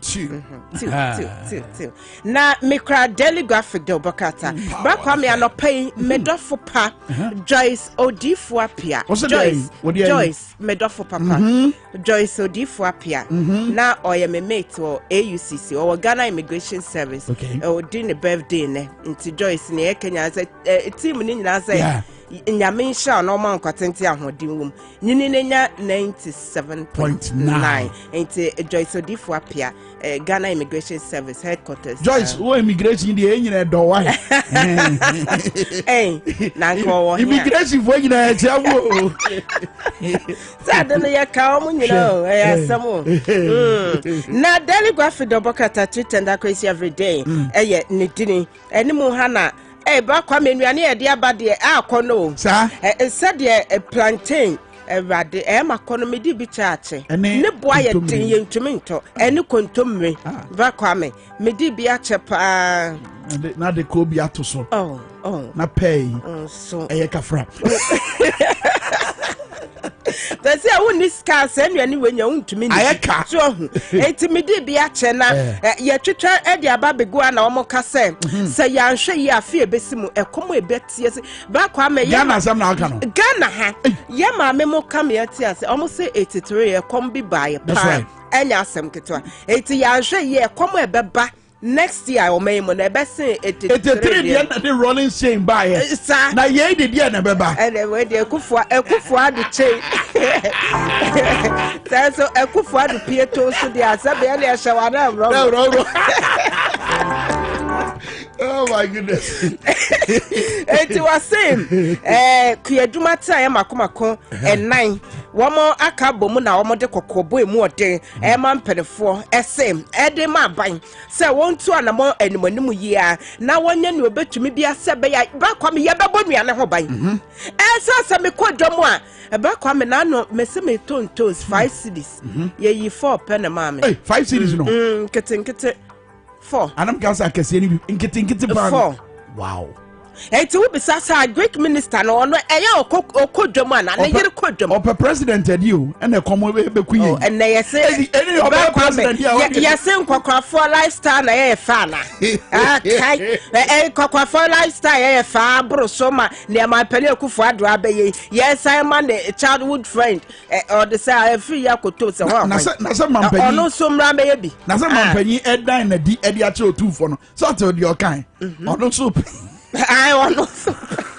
They say, because not as said the Mababa messy up ya cockra. One also a cockra pretty.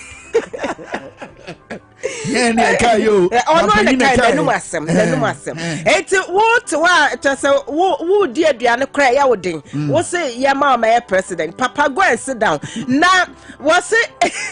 It's a cool name. One more just say, Yanya she said aduane ho ba ye den Ghana no etaban fasika nhye kuyadwuma mu na ye nkoye nim ane wo ka ne a Greek scanso ne ya wiama afefe no mpen nyina ho atoatre bola so ti ye ba ne den ye tete sika eda ye ni so se ye be boaboa no so no ye ko fasika no wan di ahye ene ye wu ene betwa bi egum ori ase sa ko ye twagum so a ne de brofo abeda Ghana for say nyesa no ababeka economic terms akese e de brie ne modia mutumi wia ma efe asem pepa na de bokro no yase nipa bi o Ghana ha omko school a ne omusua yakwa ya befa so de zero abokro no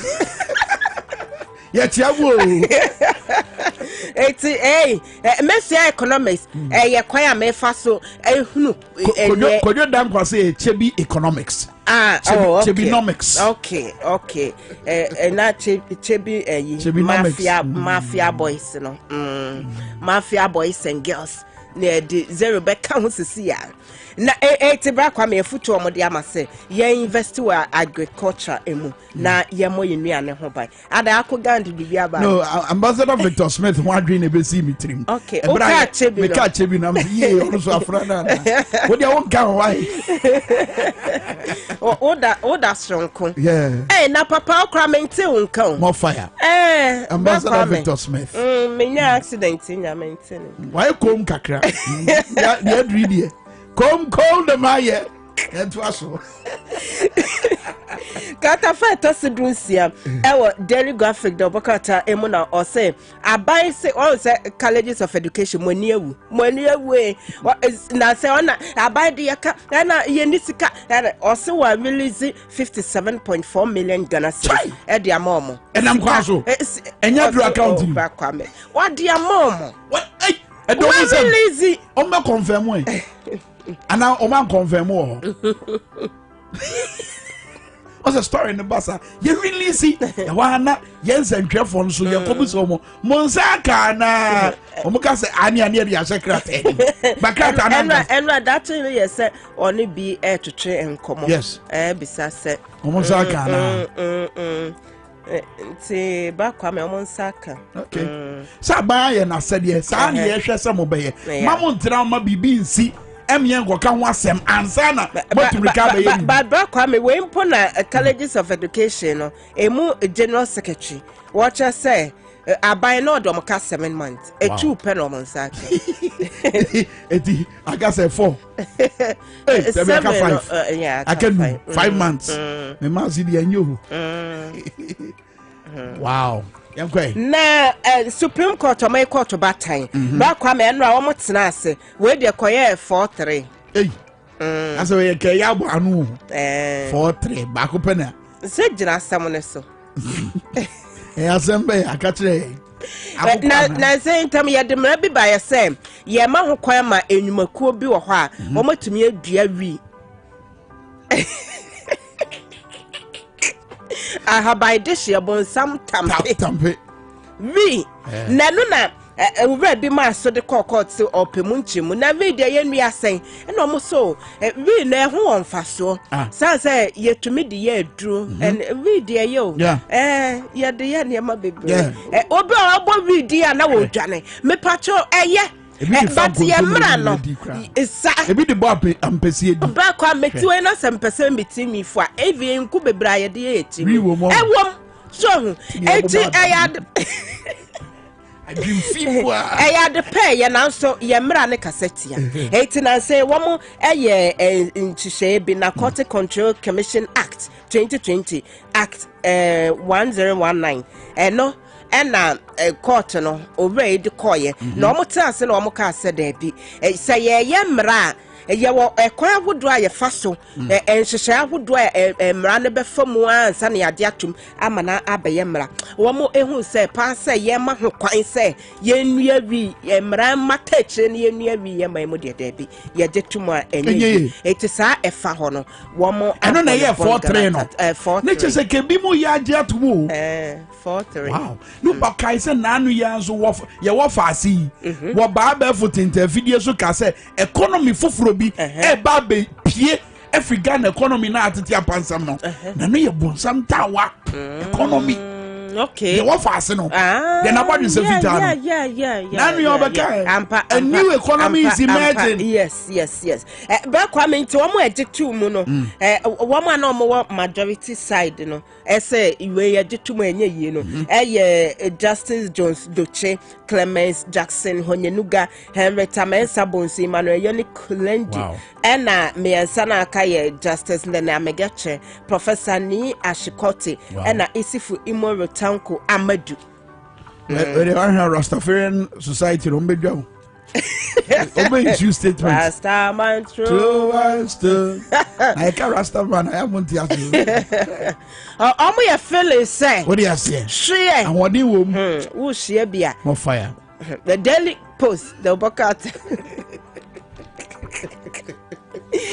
Daily Post the Bokata no say minority mrahye bedom kuma no womo the allegation bi atwedwafa boss ho say dan bi a office complex bi omo yesi womo AC no as a figure no womo inflate no dodo womo say kwosro pa womo dwene ho a womo nte ase ete na boss for womo emra na womo emechiremu ne nti a womo office complex a womo yesi womo AC no figure womo din kan de ebaye no chesa peja ese echi edie ya ebaye ba Kwame na mehwehwe figure no kra de atedwa na de bonkata ahodo de baye nti no wo de mensaka me de betu na sa wo kata wani kra woni muaye a boss for the beba okay. Dom kuma John Gina Pa we press conference no. Omo hwe animu se boss be ba be de o mechim. Sa nti a denti na bra Kwame ahase mo se edan ya yesi de yesika sen na ebe wi ase ya inflate o me ba bechim wo na se o hwe o mechim o mechim ma na to aso mu wo na hwe okay sa na ye hwe ye hwe de be wonyi dum Eba Kwame na Professor Raymond Atiguba wache niema enso bi MPP amekono di go akoyemo to break the 8. Yes, 8 in a day. Wow. They really want to break it. Now, also they didn't care say one more year attempt to be say one more bema Dr. Kwame Nkrumah ne hwa fi. Na afe one more sa ache mafias no Dr. David Dan Kwane na pamfo no ya chese omo kra na boy ma Ghana yenya independence omo ba be boy Ghana pam etosumienu omo project etosumienu say financial clean up project etanie chese ateye yesika samata ye nyina bank no ene yengu no tesade omo ye aha eti yegunu sa yese o ye ensure say discipline ebetumi aye adwuma wo ye banking sector no na chese sika ene tumi aba abedi wo mo side etosumi ensan so say na afe wo mo atoto party for wo my day o to party ya Lexus beto mo Lexus beto mo nyina eti mo amasha say wo positions wo tri Lexus mo hu papa wo pre na obi range everything. Angels na nyom be adwuma. Angels will deal with them. Wo hwe bi mu kasa me pa cho car no say so ba kwa me yenyina yeko enti munya sa ne ma na mo. The prophecy ye better party. Enti ye better party for political parties no ye better be pa. So wo opposition wo huska no wani yo kapre. Enti onya so sika wa kabo no wa je adi. Na mo sa afo no so de ye to aba sa internal elections ye be yi mo frim. Why? Na fe etoso enan so or say wamo ebeye do mo ebetumi bia ese public service no wo mu a wo kwa Minkah kwa se wo ye NDC ni eti se ye kaso ye say no wanya ye be mu hu se wanya ye be yi wa firi ho eti ye be make sure say wa ba enyuma mu nso wo bia ebetie ne ye beka afe etoso enum se ye break 8 no eti security services no so ye de enkrofo agum and your invisible forces for Delta forces for for na ya totu to wo nyina agum ebasa no na superintendent eja ho na oma corporate instruction obeka say oh jawasem wo ye hwan meet me at FPU from police unit. Wow. Sana bekoyem ena etoso ensia so ye break 8 no eti ye be make sure say womo kase bia ye te womo ne te say ye say ya wo ha ye kra de mo boa a critical voices ni nyina no be make sure say ye be come ahye ya ma mo bibi eti ho na be te say nyansafo emu wo he say me de say a text message na me chat eto say ne womo ya no na fe so etoso enso no ye say womo plans a womo de egu akwai mu nyina no ebetumi abam enti Professor Tuguba watu ne hone ode aba no enti de wa so pa no nyere wonti but ade ba kwa ye nim wa ba kwa se mu se amanfo premo Adolfitla woko Nebukadnezar woko wo mu nyina premo omu twomo frede say ya Ankosiaga any kinebu they have out your time as bra Kwame na was say say I will drew Bible djuma kwetitu ne so de djuma ni mu a omo bra so say so omo retire na omo momu kra na ye bo maba so ene omo branso ye ne ye say monko retirement eti e de abufu kese pa ene aba so de djuma ni mu sanso ene adro asafo amapani apamo no wabo ne na situo eno so ho ene boss bra Kwame na say eba beto edwa say nipa bi koye course wo chese Oxford na sefo sika ka sakese omo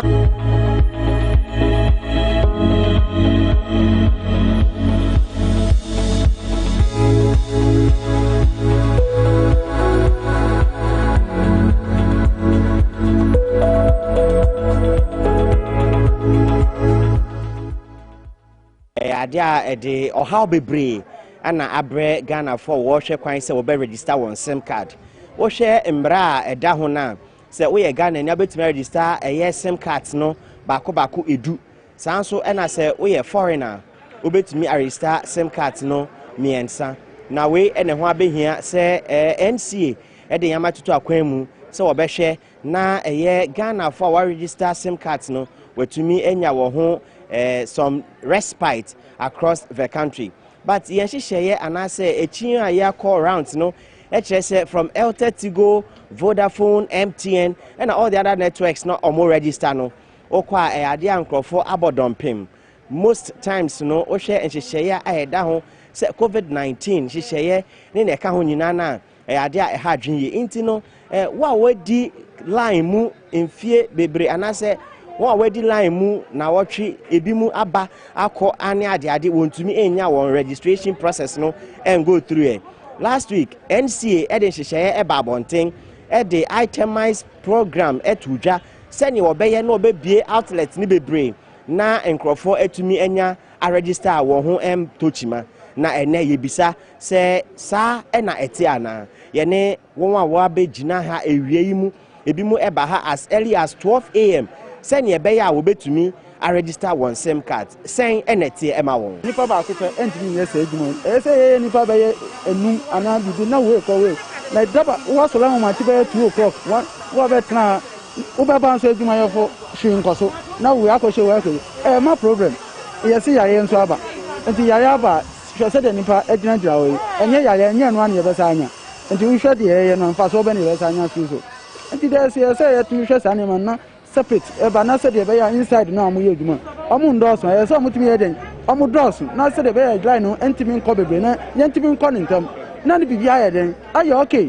eduma be na we na wa betina how will you make sales to cover up yeduma o yisi na me fiti we no e bia me ba bia line e bi kura da mantumi anye from we ni na enti ne se me say mi nye sade wa mi nya daje a ene ya reason for eduma mi nya daje mfa mbe e na ma nya daje na se ya twemu bu a meden anya ente se meje eduma ni na me sabe eden ebe ye meduma ebe ye card no ebe se customer na we so e na omo ye den omo frame na me so me di ye meduma enti ma anya ne ye card me eden e se meje eduma na me be ye to wo bedu ha better time be na enseme na ye ka kire so far oh yeah sure me for ye eti afi na e bedroom so na weja so come do me ade chi woni die weja bibia so ba be ye SIM card na me num ye na me di ba weja wejuma to so be ye SIM card ma ja mi mansi wo fie se se ade a hye ese mi ko na me go show mu na enepe na oba na se won so aba ana ese enepe na maba enepe na wo are shim se betumi ahwa ma na ye hwe no se la no contem die so also no obedu abe how many minutes ni and after me na bedu getting to 2 hours now we were me na me say akwan say me be card and me buy be 2 hours now ni queue no cry mu we said say mu wo on be hye wanim wo on be hye wanim sa wow enti ye gine yasu 20 ebesi enti final fee eba ha first time we all about this year na ko tena o yare fa de bia me ko madina queue na me fee ne me ba ha iba answer the highwest crowd the Madina crowd inti ofi oyarefa etwemu Madina because Madina dey na want to mean so ano e no abepie mu osu ha be no cantonment dey take advantage there ya break here kana ma ba ha if you na ha be smooth kakra na amon the highwest crowd the Madina crowd inti utie na chese ofi oyarefa ton e na wa ba bepie mu ha ma mehwe se mabunu so aba into no also feel nearby now by the same out. Actually, the queue is very bad. It's not working for us. It should have been 2 queues. One is outside, looking at the outsiders. Other one too is inside, looking at those inside. So they have to do something about it. It's very bad. Are you concerned? Because if you look at the distancing, social distancing, COVID-19 and all of that, are you worried that you may contract the virus? Yeah, I'm very worried about it because they are not even looking at us. It's very bad. It's very bad. It's very bad. Inti na oshima oni okane se COVID-19 no osuro se wan hwempo na ne wakofa yare ni bi ko Airtel Tigo mi call so line bebre wo ho na me ba say me ba check se be do me so ba me ba so line wɔ ha sɛ ɔkɔ no bɛaba ka kyerɛ sɛ nipa 3 wɔ ha nipa 4 ha na wogyina line na wogyina baabi a gyina nana wonkɔ w'ani gyina baabi faako na nti wowɔ sim cards mmienu wakɔ Airtel Tigo ɛno nso wantumi a register ɛno mawie na maba ha nti wohwɛ kwan sɛ ha nso bɛtumi ayɛ ama na COVID-19 no wohwɛ distances na ɛkɔ so na wosuro sɛ wobɛtumi a attract virus no bi space out by people are just shouting here and there without the nose mask, so I don't think it's safe. Definitely COVID will definitely arise in this country because they don't take the safety protocol in control, so it will definitely arise. She's very concerned, especially say we share COVID-19 safety protocols now. And yeah, there air so our but yard nimu de air coso. Nanka wo hwe se omobeba ne bema mo numbers se nka wo ye number say we ye number say nanso bibibia sa eni ho enti no survival of the fittest wa ho ye je betumi pushi na we do line so no wo e na betumi akọ enti e bisa se impayifo en National Communication Authority telcos no so mo de manu di sem atudwa na ne ekoso inu mu ehu enti opanyipa oda Consumer Advocacy Group ano eye ora Kofi Capito wo sa nhihye nyina ho no e de asem poten pa e no wo e kafa ho ekuru Ghana am sure oma ye ndi etumi ama wo mo so omunko ihwe na ye ho ntoye no mpepi no emra ani niema betimi ama Ghana etumpon no se wo mo de betudwa eya no mo consider nipa na omo wo Ghana no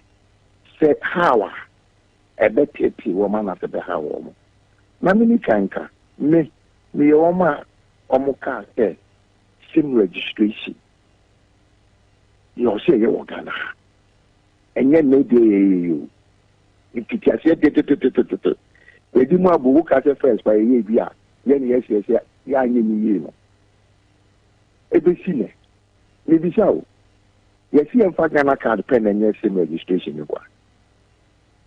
You have Ghana card pen and now.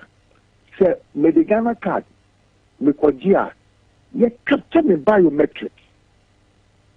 You have been South Africa, so that money mina, yeah. Now, Modi, a year back say, mobile company for no, make me a daily number beer, make me a register me sim. The yes side in India was missing to an amount and some mobile center and call biometric capture data capture view. Now, me show Ghana card biometrics na yeah no. And then me photo no go try. Then me say no mo this so. I didn't hear ka me say my telephone I'm on internet here.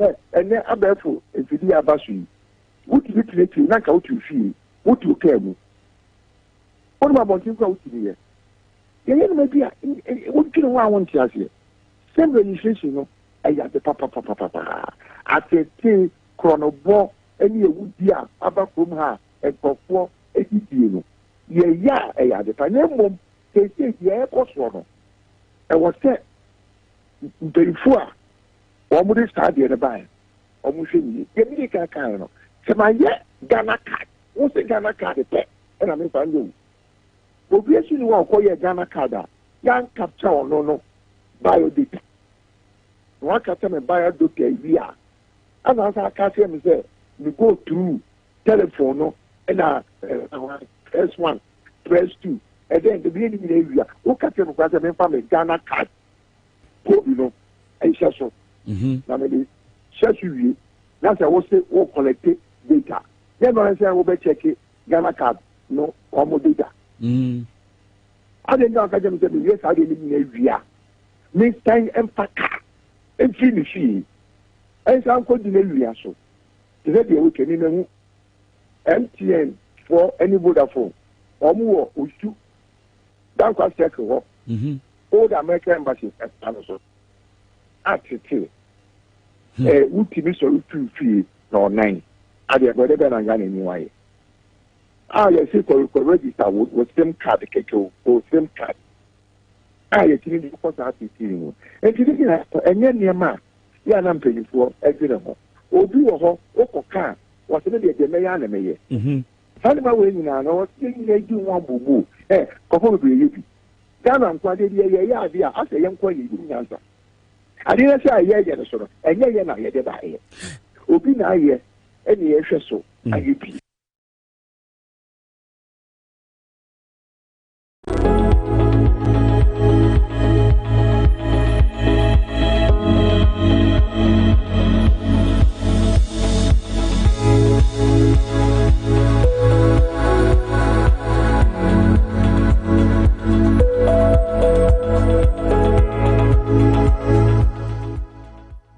Beye mfie nyensachi near Ghana ye sha say ye beye identity no na NI National Identification Authority any de sa dwumadi en ehye nensa over the time omo di dwuma na but enche ye biara no e na dwumadi no wo hye mokena esanse na the communication ministry e de abetudwa say by March 31 wa na wo register o SIM card no e ade abelusi enu echi pressure ebeto NI so ema wo registration ni bebre ene Bank of Ghana so they abetu dwa say by July 1st say we need Ghana card enya de abetu me access most of financial services e Ghana and also at the pressure ababeto NI so ya wo hwe say Ghana ni biara we di 15 years and above no nensa ebetu me aka ne Ghana card ene ye bisa say wow Oba NI head office esan say your premium services ebi ma no premium services obetua 2.5 kanesi kadada no 250 cedis uche sikani wia na NI ede card aye processes no ede amount Abudu Abdul Ganiyu eye payimpa okasa ema National Identification Authority ahaso a premium registration center inti obaha obetia sika 250 Ghana cedis ansana wa register for Ghana card ebia eye premium registration center inti nkofo say once a premium no dia me baha temtema meje me Ghana card na me dia ko inti obia onkrofo bibre omu hia premium registration services from Oba headquarters and I yasan create another premium registration center e Cal Bank Tiko honum so ankrofo eco register e honum but the premium services no ade international mutiaka no it's a premium there premium ya premium Oba ebia won't delay na we go through the process and our cards no so you bet me are printing in term amount sa fees and charges no ye dey parliament ama parliament approve we into emrano ena ema ena ye kwan say yentimi bie premium registration centers and ye bisa say what you 250 cedis no premium services no ete o sen on saka Mensaka wa go through the premium processes nembisa senior processes no etima premium services oba NI net saying omaya amount I don't think they're going to find the word premium on say I didn't know kasa premium that I talk say you pay you service you on per your own specific time but then around 11 as at now you have paid this is the receipt not the unfair impose but na beji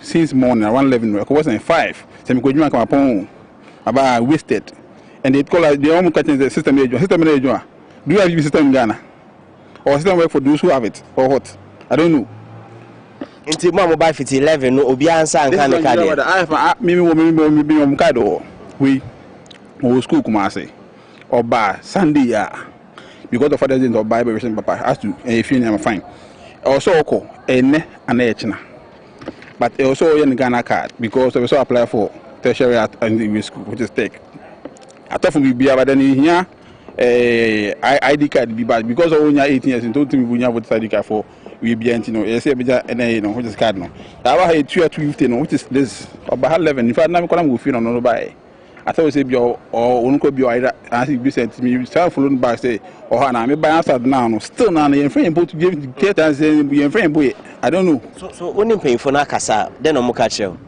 Yeah, my fill forms I be and I'm can't send by inside make payments. I payments so we say international and train. Normal friend name be pictures. Pictures not that I had na friend. It is since 11 about 5. Into how long na wait me continue so train? And have kwaba. Oh na. System is not good. Almost on 5. Into 5 now upon me so meant my young. You see say your coin. Your buying say your coin. System you Ghana. I don't know, maybe the minimum. System you that be from Ghana there. I don't think system you because we be a basa. Premium na maybe say I don't boss. I say what's the meaning of premium? Say omune kind to omune betimi a kire wasi. And no one is willing to give an explanation be I don't know why your district office ni mo. I thought say one day free and free thing be they ask me do. I thought that this you don't free and say can me community. In Asami me to premium me come say out of those who are doing the for free. Everything more than be years. And of which almost say 1st July only say blah blah blah blah. Assume so school or account. How can he abate his account? This is common sense. Inti aside omutia for premium services no other individuals and so go through the normal processes. Open oh dear no then now the way back 28 January 2019 and I'm registered and to date men senyankai my full then no more well I said normal everybody enyama everybody so my full up to 2019 to date and then no say me pushy now me say me the bar headquarters the bar no final wire almost sent to call district na district me say me card no ayira so omo declare make sense so for now no omaje me slip mo year for fraud amam so I'm waiting for the new one obi ho onye kra fine but me am the buy and me rush koye no me nsenya nkan ye but you are telling me say by the close of this month say me ni Ghana card I can't do anything including the phone call mobile money system everything why because it's not my fault me ye city kokoye 2019 January 28 business sankai so I got by the close of this month mintimin bank mintimin phone call mintimin baby I say vice president is not fair so NIA 84 ewo registration ya ekosi hu Abdul Ganiyu ekasa ema NIA Ana pressure no metimi akase efi the attitude of the Ghanaian. So him say a SIM card re-registration and our first deadline we at 31st March. But because of pressure, NCA, any Ministry of Communication and Digitalization, extend the deadline to the 1st of July. But they no extend the first 2-3 days after extension, Okoye offices are na crowds ni na swati. But after next month, July, Ocean Koya offices on Obion say, Qs no, Mounty Debia.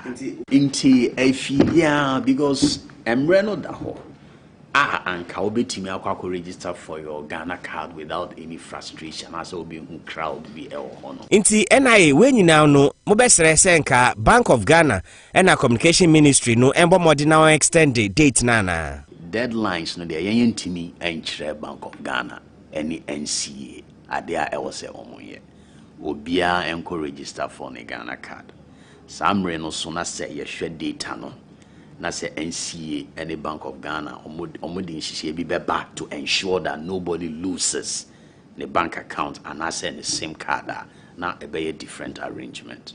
Sisi ade blame game no ashase say NIA and emfa blame no esan say one protect cards no intem and I say Ghana for emfa blame no esan say me will be a portals no nkrofo amba register July eba so sika na beka bank ho and I say sim card no ye betwem embre ene bekire TV XYZ amani boni wisdom hedejome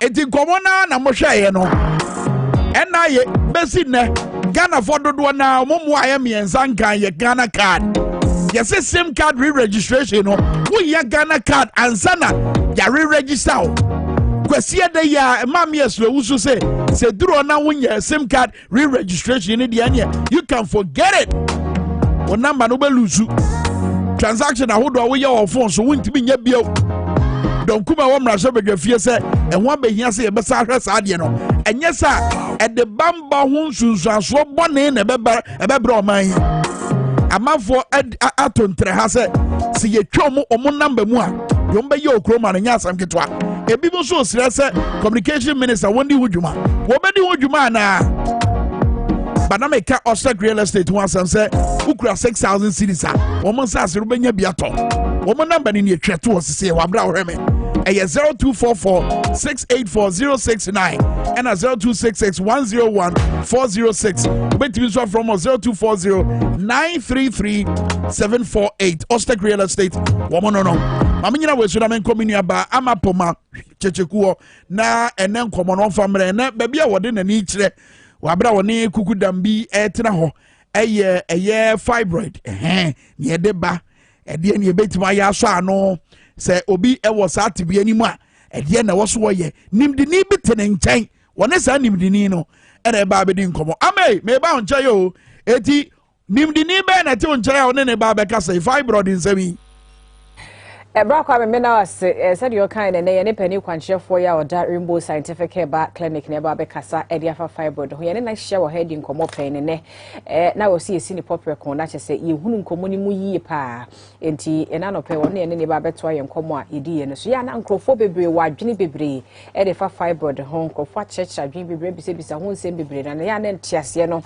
enhye da emmayi enti enya wo mu sei ya na wo mada ma wo ma kye yen ame ya de no ase esanse sebe enkunta me ehunu se emma be se ohamu nchemu adi owotwe minim de sesa na tia ba de yatie no se emma be so ohamu nchemu adi owotwe de emu bi one way or the other e wo fibroid minim if a factor e wo ho a doctor wa he ya no pay wo be kire yen se etesa na kire se e bibia e ha dwene ya e wo se nyina ye boane ye pe anopomasi bresan se emma bebre no a fem ya ama eniyema bia nke wo se ekoyie de ma wo mo wo se de wo ma wudie ni wo mo asetem ni ade no entumi enkoyie sa emfa ma wo mo ntie nya wo mo a ne ye ne wo mo di nkomo ofia sei na ya hwe ho asem akanti anopai ye ba be hwe eniyema ni bia ye no frefre fibroid no de breye nano ye bobo bi so but ye nim se ye wo enuane bi nsusu eno nsusu timi ko frefre ba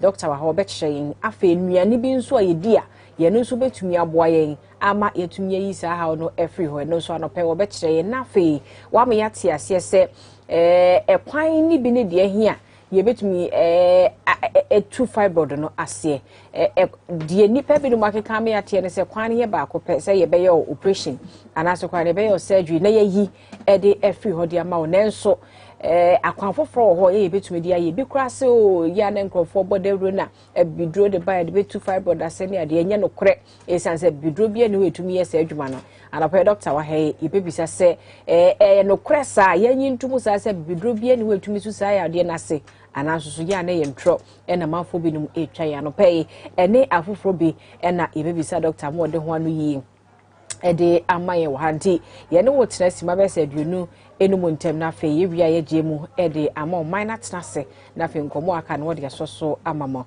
enti anope yensa ka doctor akwai jansa de tuo dodo na bonimra ne se odotoba ono ne kwanche for penny ya woda ye ayasabia kese a ye friend Rainbow Scientific Herbal Clinic no ya ye no eba bedi enkomo nti anope wo hwe wo TV so a ye tu chema ye da se ye dom bebre se ya ye tenase bia mudi ye chie ne nkomo a ye de bebia mutie mu amutie wo power 979 FM mudie modo ne bro so kra dodo eda mo ase samo so ya mo ne yetena afi ko Facebook live ho ntu betumi ahwe na wa adwenche bia waja no ho wo question bi so apeso obi safa fibroid ho a wo betumi akogya ne nyina wo Facebook wo power 979 FM na fi TVXYZ Ghana ho nyina wo benyaye wo YouTube nso a wo betumi ahwe ho ene so ye XYZ broadcasting ye social media channels nyina ye adwuma enti wo betumi de wadwenche de afa ho de amaye yɛn enti yɛbɛkɔ na yɛne doc akɔ akɔdi yɛn nkɔmmɔ doc anɔpɛ yɛ mu akɔ aba mejo so na yɛgyidi sɛ biribi abɔkɔdeɛ nyakofa da Robert yɛde nyame ase na ano ayɛhyia na yɛhwɛ fibroid ade yɛ ma wo kyerɛkyerɛ sɛ akɔyɛ no ho bibi te sɛ tumor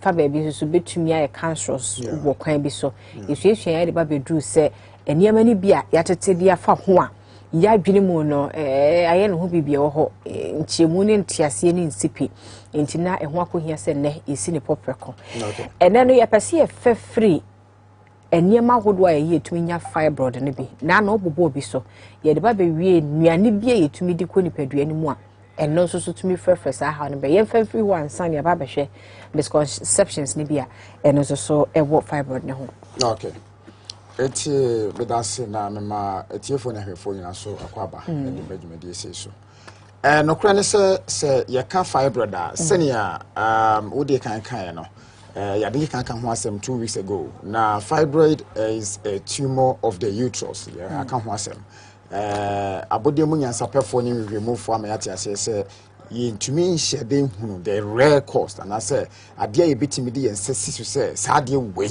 ana de fibroid no eba na emumu no eniama hodo bi ho esese ehwede ye efiri se omususu se no betumi de aba na eno na me nso me hwe hunu se nea omo ka se ebetumi de aba no ampa se ebetumi de aba na no anso de eba efiri se the rate ya enipe ewura saade enim no ana fibroid no so ba na eba na woka bibi se nhwemu bi a wanya kyerɛ sɛ ɛma dodo be yenchemu adi wotwe ɛna betumi anya fibroid na so mo fibroid ne bi em sɛ woka bibi sa ɛno no ne fact betumi awo mo ne sɛ urate ɛma no from the age of 35 to Minkah ne sɛ 50 a ɛno de betimi ay possible say 80% ebe was or how no aha na emu say ekoye emma January a no betimi abadan enti ene na ye kan sa na ye kan sen ye kan de yakwa kosi say ye nuane a yedi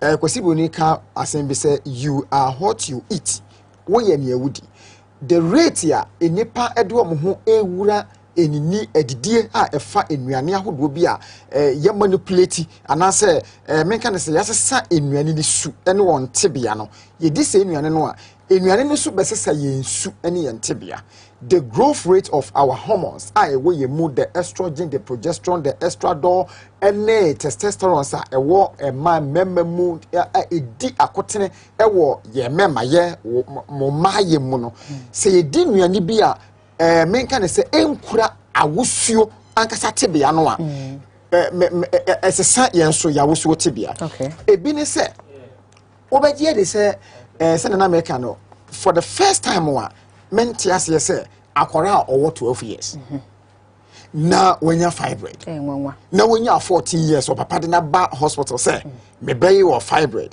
na akora yi ai o SHS fibroid na ne odu tertiary nso a obenya de eti se afi owie na se oba ba adwuma na ode de na ba adwuma eti we nyina kire yen se edidi a ye hyase different koda bremu de ba no kire se amma yen hormones no enyini eduru ba bi se wono 35 years ana se sen ko tumi nya no 12 years ni wanya enti we kire se onya 25 years no obetime nya menopause 25 years so 12 years timinya fibroid then 25 years and so no possible say obetimanya menopause because na dey na bantem very good na wonya menopause 25 years dia ene na ekire wo say wo say nipa we wuntumi ntina heat mu nkonya 70 years e say wo kontem enti yantias yeyi ene obehwe akokọ nampa no ekuta wona oposa ni sepe ebetimi aposa which means say akokọ no wonyini kura bat wa ekese a few weeks wa mature adentia akoko na nsese wotena seche if say ya ba bewe enu nti no yem feed ni say 3 weeks no wanyini awi no ayekese no kra ni say enkoko bi wo hono mo a se ye ka say omo ntena se enkodo te say e bia 2 years ya the kind of feed na ye dey mo no won ntimi life expand ni ntimi no 2 years obutu up obeka ho wada ho anu wawu but because of yent me extend obu years ni no 2 years ntino enya hwe because 3 weeks na e ba bawe na wo a obawe no wo na obekwa akosofa okay winim say ye wo aboa wo premre ye wo black snake odi ayu a wheat obewu okay odi ya owu enti woni na apotokura nso odi wheat pa eti apotokura ne kodi wheat na premre nso ho apotokura na woche no eti woche ne pe na fe wodi wheat ni no wawu eti mpanifo se wo premre di ayu na emo apotokura ne kodi ayu na o premre nso edi apotokura ne ma ni wuye enti eno ne ye haw ni nyina wo haw ne se ye di niam bia wo mo yama o growth hormones enti wo mo a wo makodi saa growth hormones no na yeso yakodi saa de no na face had na ababa ye mo ne yaba be sofa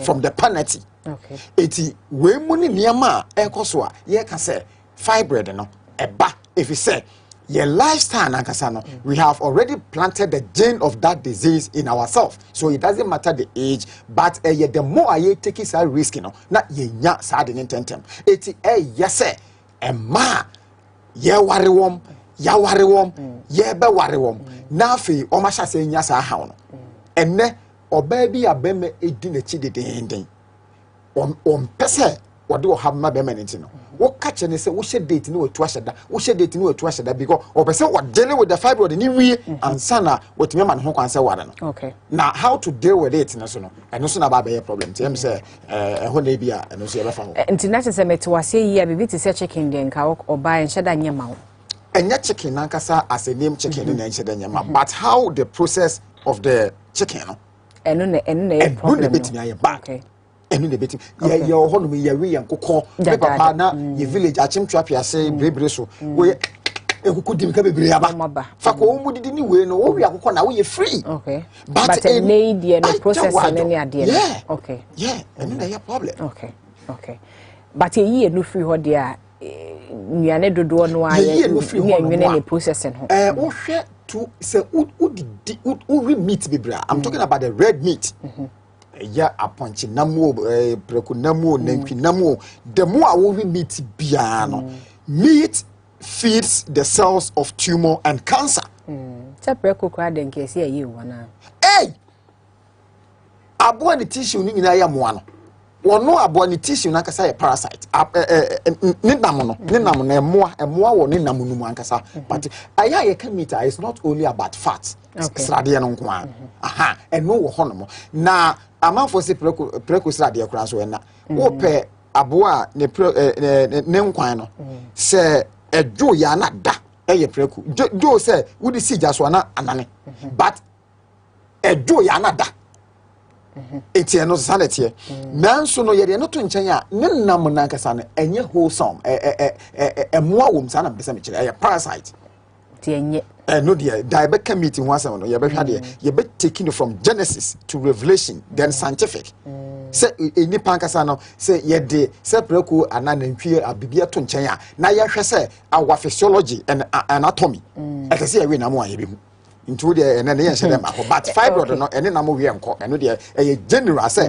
fibroid ne na mo we enko wo fibroid a we habama wo we haban ya dandelion lettuce haban berries bitter berries ne bi wa haban ne bi wo ho a omai mu yanyi ntum za haban ne nyina yetime refa ze ze kura kura ba ze ye buji ko parliament zo mo nyi ntum na ya bre kura aha ya we say wo we haban ya obi eni oni problem wonna ma bonti so na haban bi kuta na wo we a obi eni oni problem mana wo fi so na wo haban na emo wo se wo di jatu mo na mi say bi ho ha I was for any doctor Akwe Jansa dear to your friend or Odotoba Nekasa dia for fibroid ho tie nka Power 979 FM utie wo TVXYZ so Facebook and our Facebook so YouTube na enkomo for fibroid ho ene de bre wo kasa akwala bi di 12 years wanya binti e ma ne ye nwanwa ne kire se ye wo mfie bi a ehonom ne ye hwese e bedru ho de obetumi anya fibroid me fa ne se obi edi be o ka 35 e de kro na se bi wo ya no mfa ne ho nka be me bi ada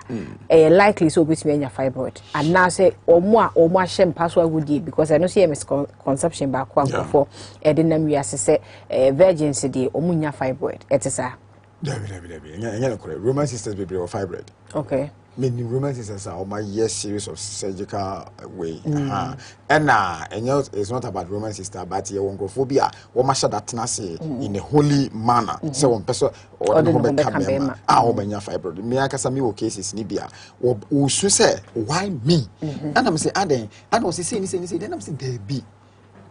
If HIV crania will be a virgin when you're HIV.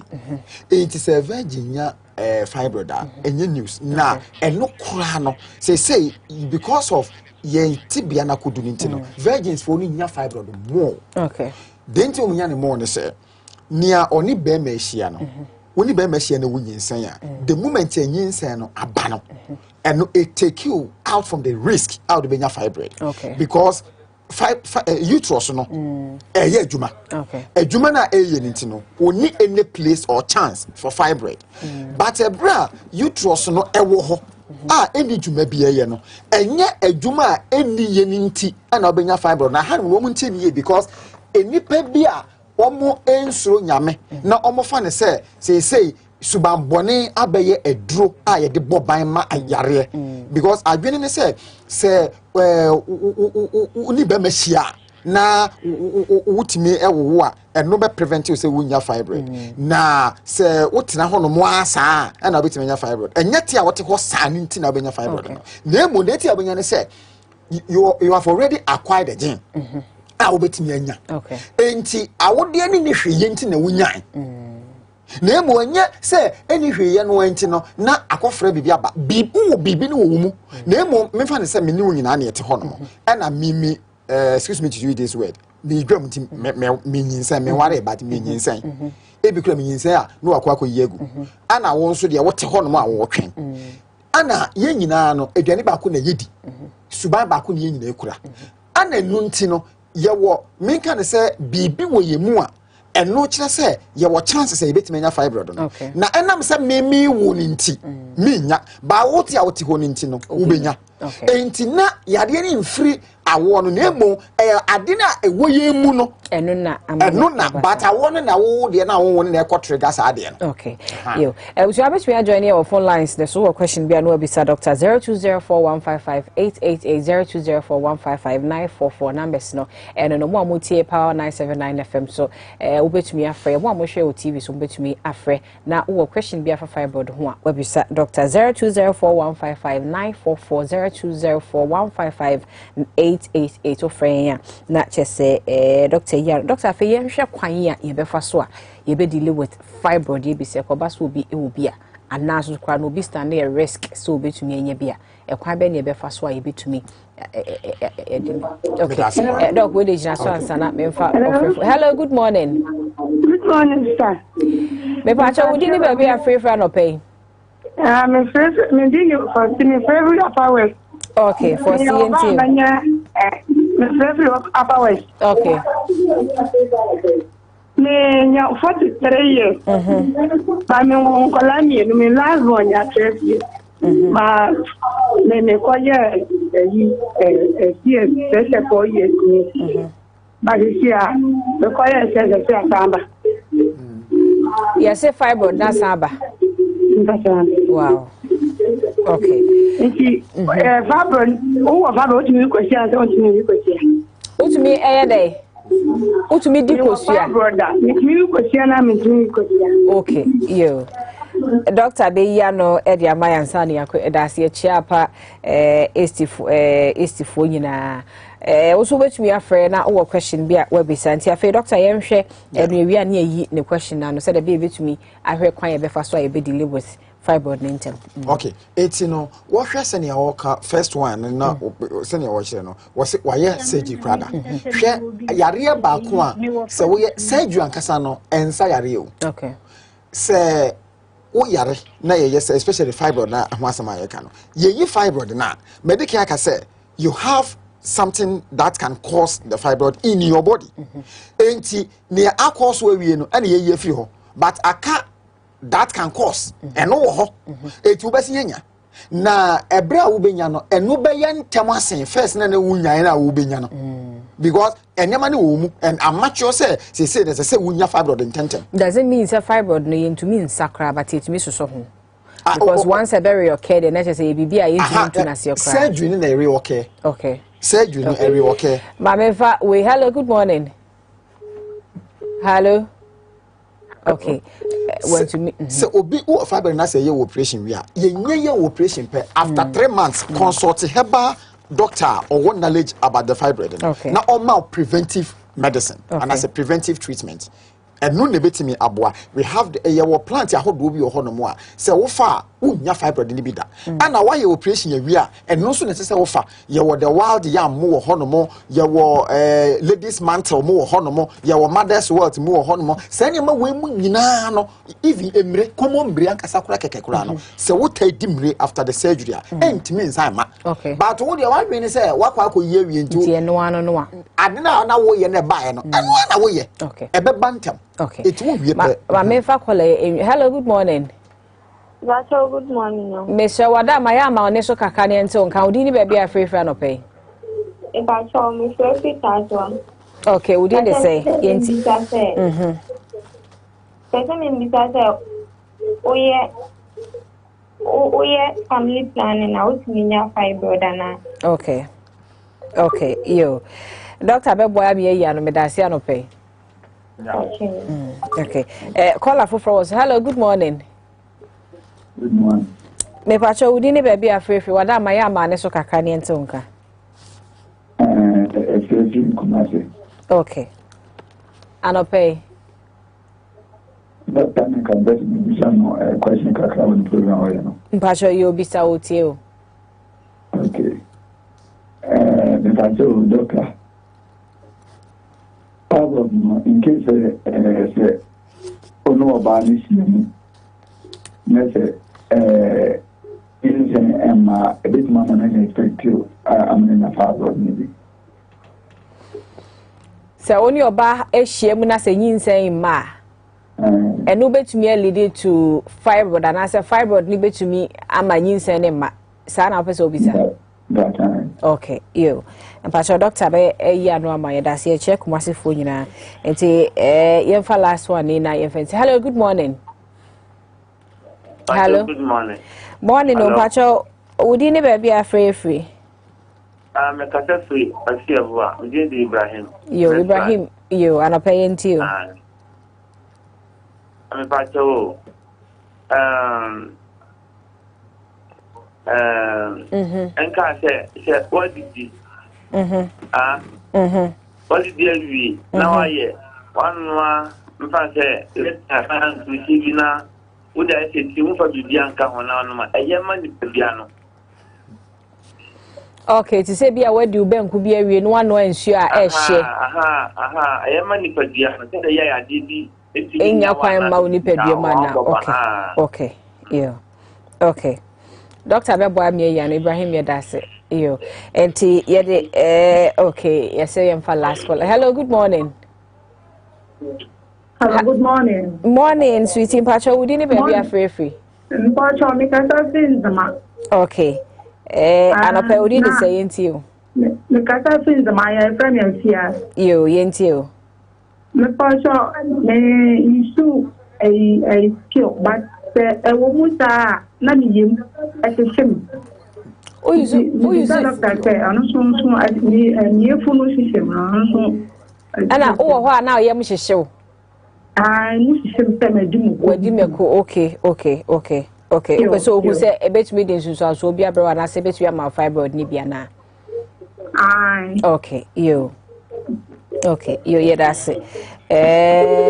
You course ne baby brain and so burning tea was say it me you one abano ediano ntina ye can for studio no kase wakoye CS 4 years ago ye year de no but afi o san koye ye see ababiem and obi sa so obi a wenye bi nso timi de kosua am the first one in the we ya no say we surgery ni we a there's another akwanhodo we so fa so didie ni ade se de be ye mabiem nti wanya there's a possibility say be san be 4 times still na san babiem nti che say bibia yeah, it means okay, but you can't for fraud with me for so near herbal way, no, send it a qua and send a chimney beam cry.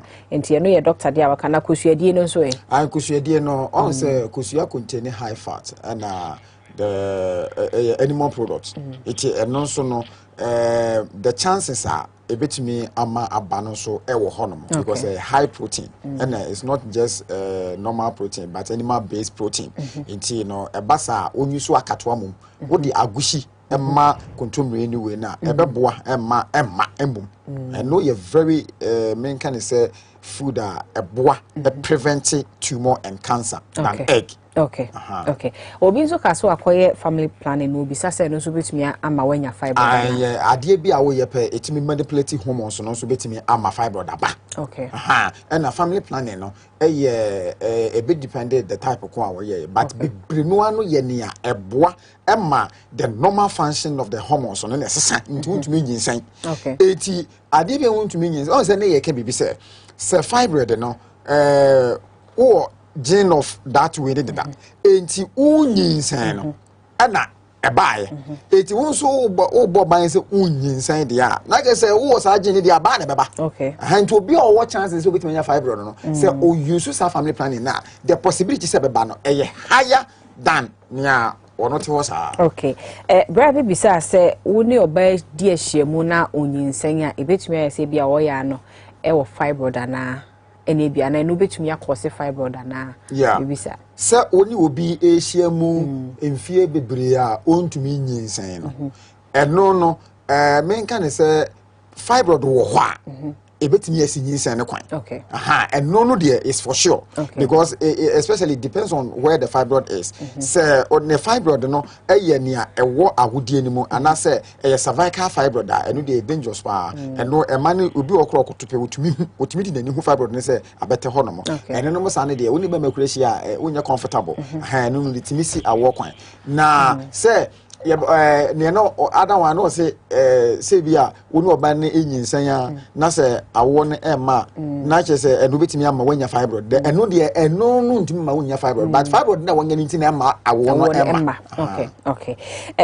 secure osiwa numbi nkenza si yebo brand bi edin there but so far contraceptives ni bi a form of say they born ho ban but wo ho anase ne yem hwehye no as we di meku ene ade obi say no so betumi de sa fibroid according to the research of British Medical Association no say oral contraceptives and kasa no yade a possibly way a betumi de nya fibroid and ni okasa ya na emuhihyi no we no eno de mintimi mfa nhye ne awo nom ye no na emumu no on testing hwe se ebia na owo ulcer because owo ulcer enu bi ho no ma wo fa kasa itime trigger and e bi kura so na owo typhoid na kasa so timi ma wo nya sa burning sensational way in the tummy no it no say enema bi betimi afactor I wo ne yam na ehyehyere no na emum ni awo no no se onom na wo nya sa sign na e kire ne se the system ne mpe Unjai. Okay. Obi bisa asese odidi wi no no munsuo ehia it me prevent yare ahodo ana. Ensuo hia ye duro. Okay. Won say na ye fun no ekuta temperature bi a yakopon de ama no. Ade bia eye cooler than that temperature in the system no. What the man pe or brands and why ho adwuma. Enu nti na ye ndie aduane e hye fridge mu. Enti hardly so be hu Chinese ni say or no even ordinary water. Ghana need obanum na fridge but China ni na fridge mu gise say kuna no but obanum na wase anoa. Okay. Eti no no ebasa eboa maduane bia wudi no ma fatty substances na ewo mu no entumi nda ewo yefunu no mu. Eti no no sa ne de eboa but the best way ni say ubenya greens bi haban bi na we infuse na wo no no and they highly medicinal. Okay. Doctor nenso emsen komonde aka ye de be fridge but answer now be kono me sure say people will want to channel their questions yakana about her direct into number no farmer be na omo na nke fra omo nya kwan nya no say obia wo how bia omo modern say age fatu me wasa because me fi hanum a me wo consulting room amafo bi bisa say okakato ho asem te say ndie me sere mo WhatsApp no how WhatsApp me na me po adwuma kura na ma ansem nyina na wa chew be bi nso wo na ma chew be bia me wo me number no ye 0242 0242 31 25 25 75 71 71 0242 0242 31 25 71 wa surgery we pesa we surgery o fresh number we ya obenya kwankyerem. Okay, enti yenya ne sa na yemisa no de akabia na onfa ho no ye ema yemfa se da Livestock Educational Consult wo mo se nwumasua ho fapem de ho no mo sise nso mo de kwanfofra ba de kyerade enti ne wo mo nkita ho na onhwe emwa nungwa teshi nungwa estate Mango Street wo mbe Lejekuku Municipal Assembly no 0249069821 ofra wo mbe joso na wabwa agbozo herbal clinic se yade bia de ba wo mo betu ase amounti bo modern frɛ na wo mo hwe kwahyeman wo mo ben chief ohne no ahimfie ho enti ne no wo mo enkasa wo 0241750282 and afi 0557402696 ofre agbozo wo mo nso ebejoso yade ne de ni si ha na oman ne betena se enkomo bebre naka ewache ya wo mo ede beto aso na ansa na no yemfa happy birthday nkoma Susanna Ochre Sechibia no pay nyankopon hyaw no mo ahoden o ma nkwatenten o ma onyinche na ompaye a wo bɔ na sumase nyina no twedi ampo nyankopon wonye nyina mfama ni Elvis ho na sa happy birthday wo shifra banti Susanna ohene Sechibia happy birthday enko emfama bra Kwame ebetena se badansa na ne enko Solak Natural Clinic na bra Kwame no mo enkomo no mo Solak for kokomlemle mo Solak for XYZ broadcasting what do you say obi antimi ntɔ dabi on say game ne come Monday your back e boda nwumre that's right and the day say oba na goalkeeper e na wo strike e na wo say referee na ade areho no say wo kɔ na mazipu achew na hoten waka na wontimi nsɔre e nsempi pen ne kan causes pan one fan say obi a wontimi nantem body ni rest enough enti ade nche wo so ha na afo won say o joint as arthritis na sasabro no o joints na shase tutu eya wo ya we stress abebre base on say normal day fan say o ya adwuma o get a lot of heat e wo system nim time between say evaporate ko e time ben e say wo da na relax neko but when you 7 hours or 6 hours or 8 hours nanwa almost a heat not trap it was about sa for joints ni na tutu unya to pain capsules and the or joints no and to pain ointment to na capsules go inside mam say pa ti ona ho ato Kwame nonko obi a sebe boy ye koboyi okbobi last 2 years ono kwade ye share tentu ene ye share no nso no oba no se de Messi ye ready that's right that's right once me je ball no a we Messi apagya mu akɔ asana goish na ba no ro betwa me wo fom Mugabe de ni bi na wo ka no mo te basa na man la de ye si apa boss me twist me ankle no e te basa na maz na ho no eyi afa ho wow it next time once me nante na ma say e to guso the making onuma bi su koyesa okwafuom anaso okwadwumam okọ market all ban carry obi piano osoniema ena ne nan no twiste ye efru okọ wati pinsa for the past 10 years enko Kwame solution ba kachre enka se befo bi anya solution ba ye fere to pain e tu to pain enu ye twi now the pain yawo na se ye tu yawase to pain capsules and na to pain ointment ye te u mo tu uye chika ho Kwame apa no aben sa na Kwame onsaka to pain na one e de na ya ma wo muscle na e twist fa ho and a yi fa ho e dane ye no and say call out of place no one to pain ointment which you fear a massage area no na expansion contraction are adane kakra sa ama mass na beto in place. It will make you to promote the first 15 minutes. No, a ball heat, no, a ball say, we don't have to say for now. If capsules go inside, now muscle a crobian so bar on capsules no abwa. I remedy sa hand amount. That's right. You to pain capsules and nothing to pain ointment. Quite make us say, trotro driver, taxi driver. Friends, a tanker driver. That's right. On say omono chikana. On say no. Most of the time, you na right now. And they push accelerator. No. And as I say, crowd. My friend say, can a friend say crotch? Yeah, crotch. And they push. Especially long journey for you. Long journey no. Now left then tanya my papa. It's a bus as upon the 10 beyond one. Wait ya accelerator nasa. Brakes no. Now when you my papa say 10 beyond. Oh, bus watch ya. Because you so right side more than left. There be a once after now just to see simu. Now kicking.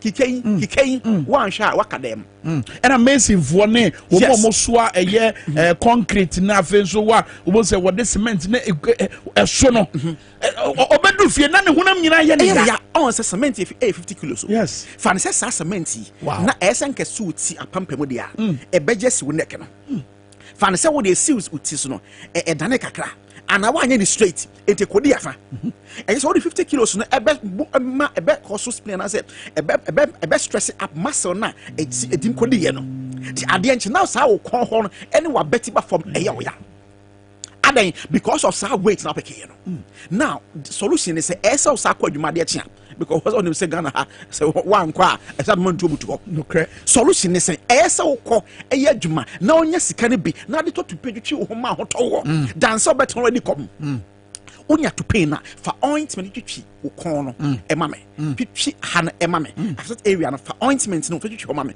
obia no to pain capsule e inside na e cow be hobby cronk nkiti bia Kwame enkonko yi free ho enfoma also a trotro driver. Yes. One trotro driver no sisi an center boot etwaira ohun bi da. Also be maybe how basket no sugar. What den aso wo ka pilele. Pilolo or bas is a call left and na we ni jigum. Eni kwase basa. Eso ye straight. Na edre boy 100% natural. Hairba airbow am sisi na straight no. What it to pain ointment no for massage twitwi. Sa na be kan twi. O wi anom to pain capsules no inside. Na kronketi nkiti bia no enyin fefre from am. To pain capsules and after to pain ointment. Yes, a betu pain. That's right. Kwame, obedi a sciatic pain. On say nerve no sciatic and a nerve and I say mechanism homa and I say fire pain ya. That's right. Fear toneso. Na kokomu. Eko say na nesi form. Obo tat na edwomuche. Into edwomu touch no on so otomeko. Into no on movie on nantin koma. Eti meko raba bodo rabra. Ele wonyo nua brabra it won moving into no tembia na wa ho na aye nam and I say aye bawe aye stiff yeah aye titriti it was so say what man aka aye e ha bebre o pedu bit ma bua wo aye pain it on say yaw eya na wo pade bit metu yaw no asia na o hia to pain that's right o di o tu yaw ase na bua mama fa to pain ointment na se no for massage on say me ka say on say omom wa chiri nyam no said ye pen Kwame no don see ye pen e chiri nyam what do you say medium me ka check kran san ma ba ni mu ya me susu ti me suade si form no mate afiri me hu balance no abena tu ye mu ache ba bia wo bia mo enti won say ade ni mu odu na say be bat no 70% extra there 30% ye muscles enti ye nyini no na eje ba form e sage na putu lot of stress e ma muscles na e fa wo tupanchi no enti ne ma no mu odu mo tanya sciatic pain any back pain no solution titi aba fa to pain ointment no fa forward twitwi na embo owia wonwie no to pain capsules no inside na a cronketi nkiti bia inflammations bia na say bruises bia aba muscle no ana bone ho ana marrow nim bia na ebeko akoyi efro de ma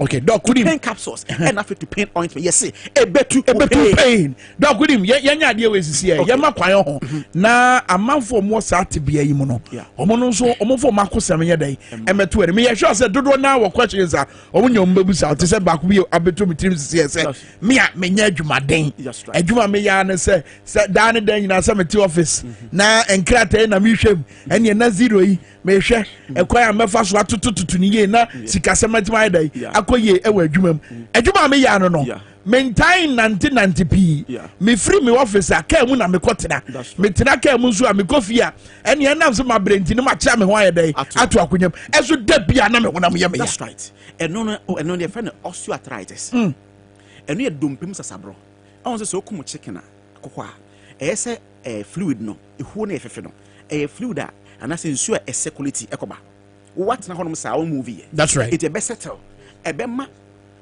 okay first call okay 020898416 and 050000257 no bet my friends here you need Dr. Solomon and hello morning good morning e pa jo bodina baby of free but you come friends social cloud yetio me temu program na teacher me masam pato me program is many of us here and do one thing no mu asane Okay. Doc bedi hunjuma. And by another year. Okay, well, doc is why ready for any question. That's right. But baby, I had a waist pains and a joint pains. One question so I found also yesterday. Eka hon hopa ani ejina 020-898-4166 and 050-000-0257. And I Dr. Solak Enedin Komo, Dr. Solomon and Wahasi Enedin Komo. Hello morning. Kafra mashuma mo ejina swache. Doc. Okay, Menyakola. Hello morning. Morning. Mr. Bodina baby are free. If I'm not buying me, because I feel I shall not do. I buy into you. Open you got here. Mrs. I am not two pins power me. I am your check. Oh, Mrs. Sim. Two pins power. Okay. Very well. The dog be doing too much here. I'm a mommy for last caller. Okay. Now, yeah, 020-898-4166 and 050-000-0257. Hello, morning. Okay. And say, okay. Doc, I'm into you. Kwame, also osteoarthritis. See, a who no one movie, lack of exercise. Na eda. Ebema air molecules abeshisha soro. Sabon se bema wo sasabro. Na what the pain because o metina konso agiche o medmo banks no. Almost solution or the to pain ointment need to affected area no. Yeah. No one to pain capsules go inside. Yeah. Not pain na dey every. That's right. Na be man no say o be share. Se no gym on kafra. Sima ba ko. Arehosem. SI na woni ma say M. Can say W. Net say no solution na 88. Your friend is Zipman capsules. ZIIP zip. Now the man aka ho. The ba say bra yo one. Nema miensa. Zipman be ma emu ayeden. Okay. I'm entine pie. I'm a heat network. Zip my bem air sustain lasers a woman. A beb boam ade 2 under 1 minute no. A beko 25 minutes or bra one home. Oh, we are not was. Oh, zip my man stamina. That's right. Oh, game name. I want them. Oh, nya Zipman capsules na obey per panya. I'm a banana sano. I'm a deny then. Abba. Kwame back last second one ha. Okay. No say or problem when the waste. Yeah, solution aba. On fat to pain ointment and NPC this year no. Now for them to pain capsules enko inside the mame. Okay. For 2-3 weeks. Okay. What problem be solved? Doc, you brain so. No question. Kwanya you bet my first when now or numbers baby asu piti no. E wo ye dey ni baby e ba wo dey fa kai. Me da sepa. Kwame on say ha no time so they can Yeah. Me the person number to ja. Afre from me say sia. Na e mo to pain capsules no. Na pain every ho. Kai say zip man e panyan. O better than that. Sia. Me MTN no e 0245.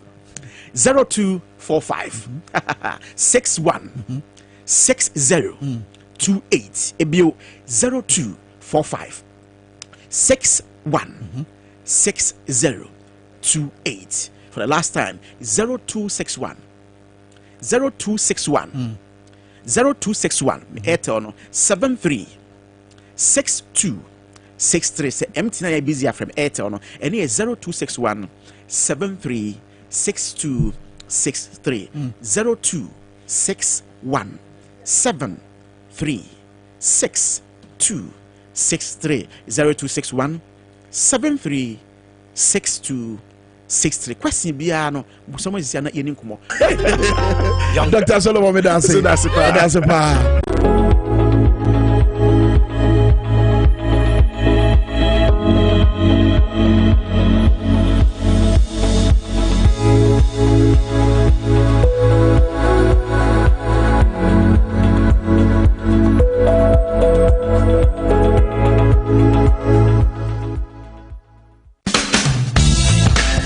The serene environment fits into the goal of the school, which is simply to provide excellent educational foundation for your ward's development before they commence primary education. At first glance, clearly you will see why the school is called Hebron Hills International School, as the building stands tall overlooking town. With a Montessori style, we have experienced and dedicated staff and trained teachers. Our small sizes classrooms are meant to enhance teacher-focused approach where children get one-on-one attention from the teacher. Hello there! We are open at 7:30 a.m. and school closes at 2:30 p.m. After school care is from 4 p.m. to 6 p.m. while early drop-off can be arranged at 6 a.m. Hebron Hills International School is located at Midye off the Nsawam Road, Locate us with GP postcode GW0688 GA West and GPS code 06884870. You can contact the school and make further inquiries on 050-876-2375 or call the office directly on 0302-918768. Email us at hebronhills.school@gmail.com. Hebron Hills International School. Excel and shine. $405. Notice lately I've been drifting aimlessly. Bids, the actual retail price is...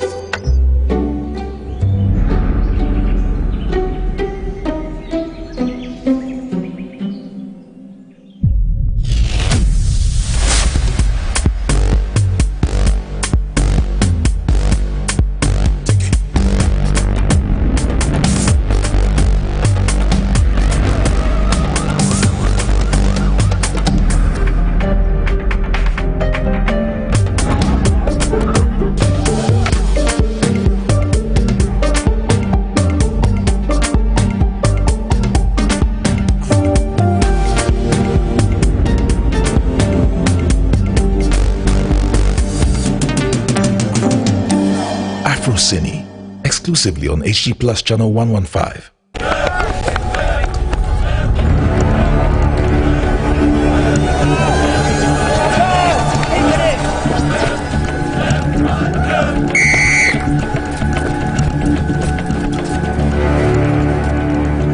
We are one man short. Should we invite him?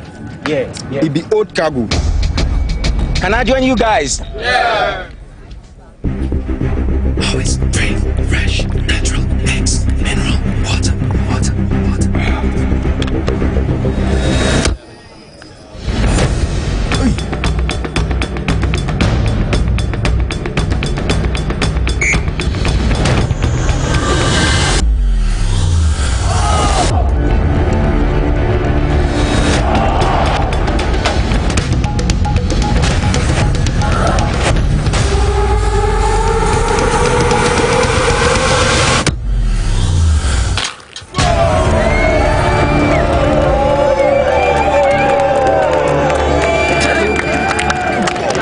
Still got it. Always keep hydrated naturally. That's my secret. Manufactured with the primary aim of preserving nature's finest minerals necessary for a healthy mind and body. X Natural Mineral Water. Simply natural.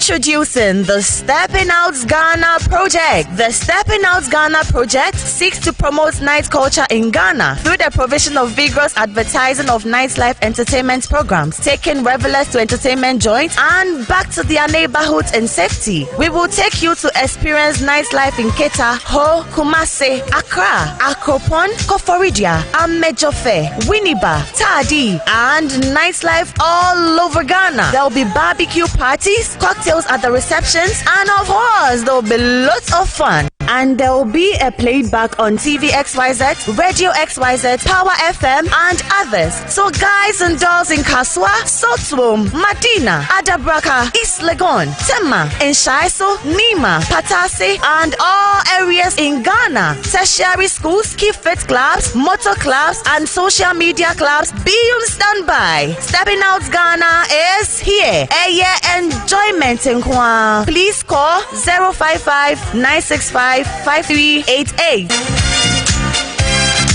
Stepping out with my baby. Stepping out.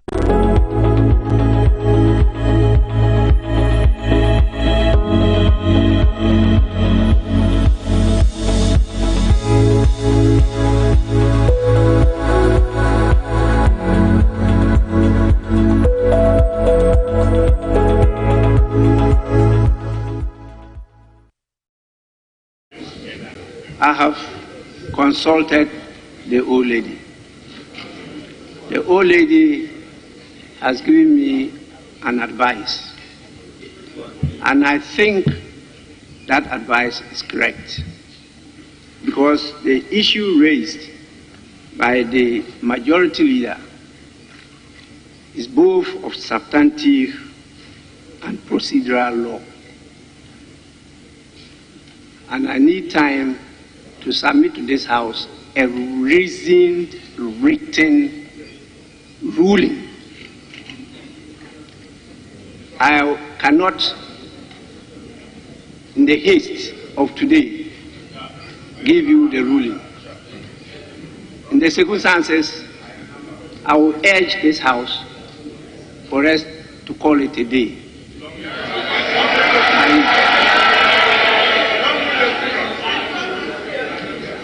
On return, I will deliver the written ruling. So I will proceed, looking at the time, to adjourn the proceedings after you have listened to the closing remarks of the leaders. The minister, if you are minister and you are not at post for long, which one must precede what? No. But this parliament, as I've said, the speaker, there is nowhere in this constitution how a member of parliament can be removed. Maybe we'll go to the provisions on how the speaker is removed and learn from it, but it's for good reason. You don't take, you can take decisions. No, speak to speaker. I'm saying, Mr. Speaker, I'm surprised that Nana Adudankwa is not showing wit and will in dismissing the absentee minister. Why will you be keeping an absentee minister and thinking that you find comfort in parliament dismissing and declaring the seat vacant? So, Mr. Speaker, let the leader come clear and we'll know his intentions and we'll fight his intentions. I thank you for the opportunity.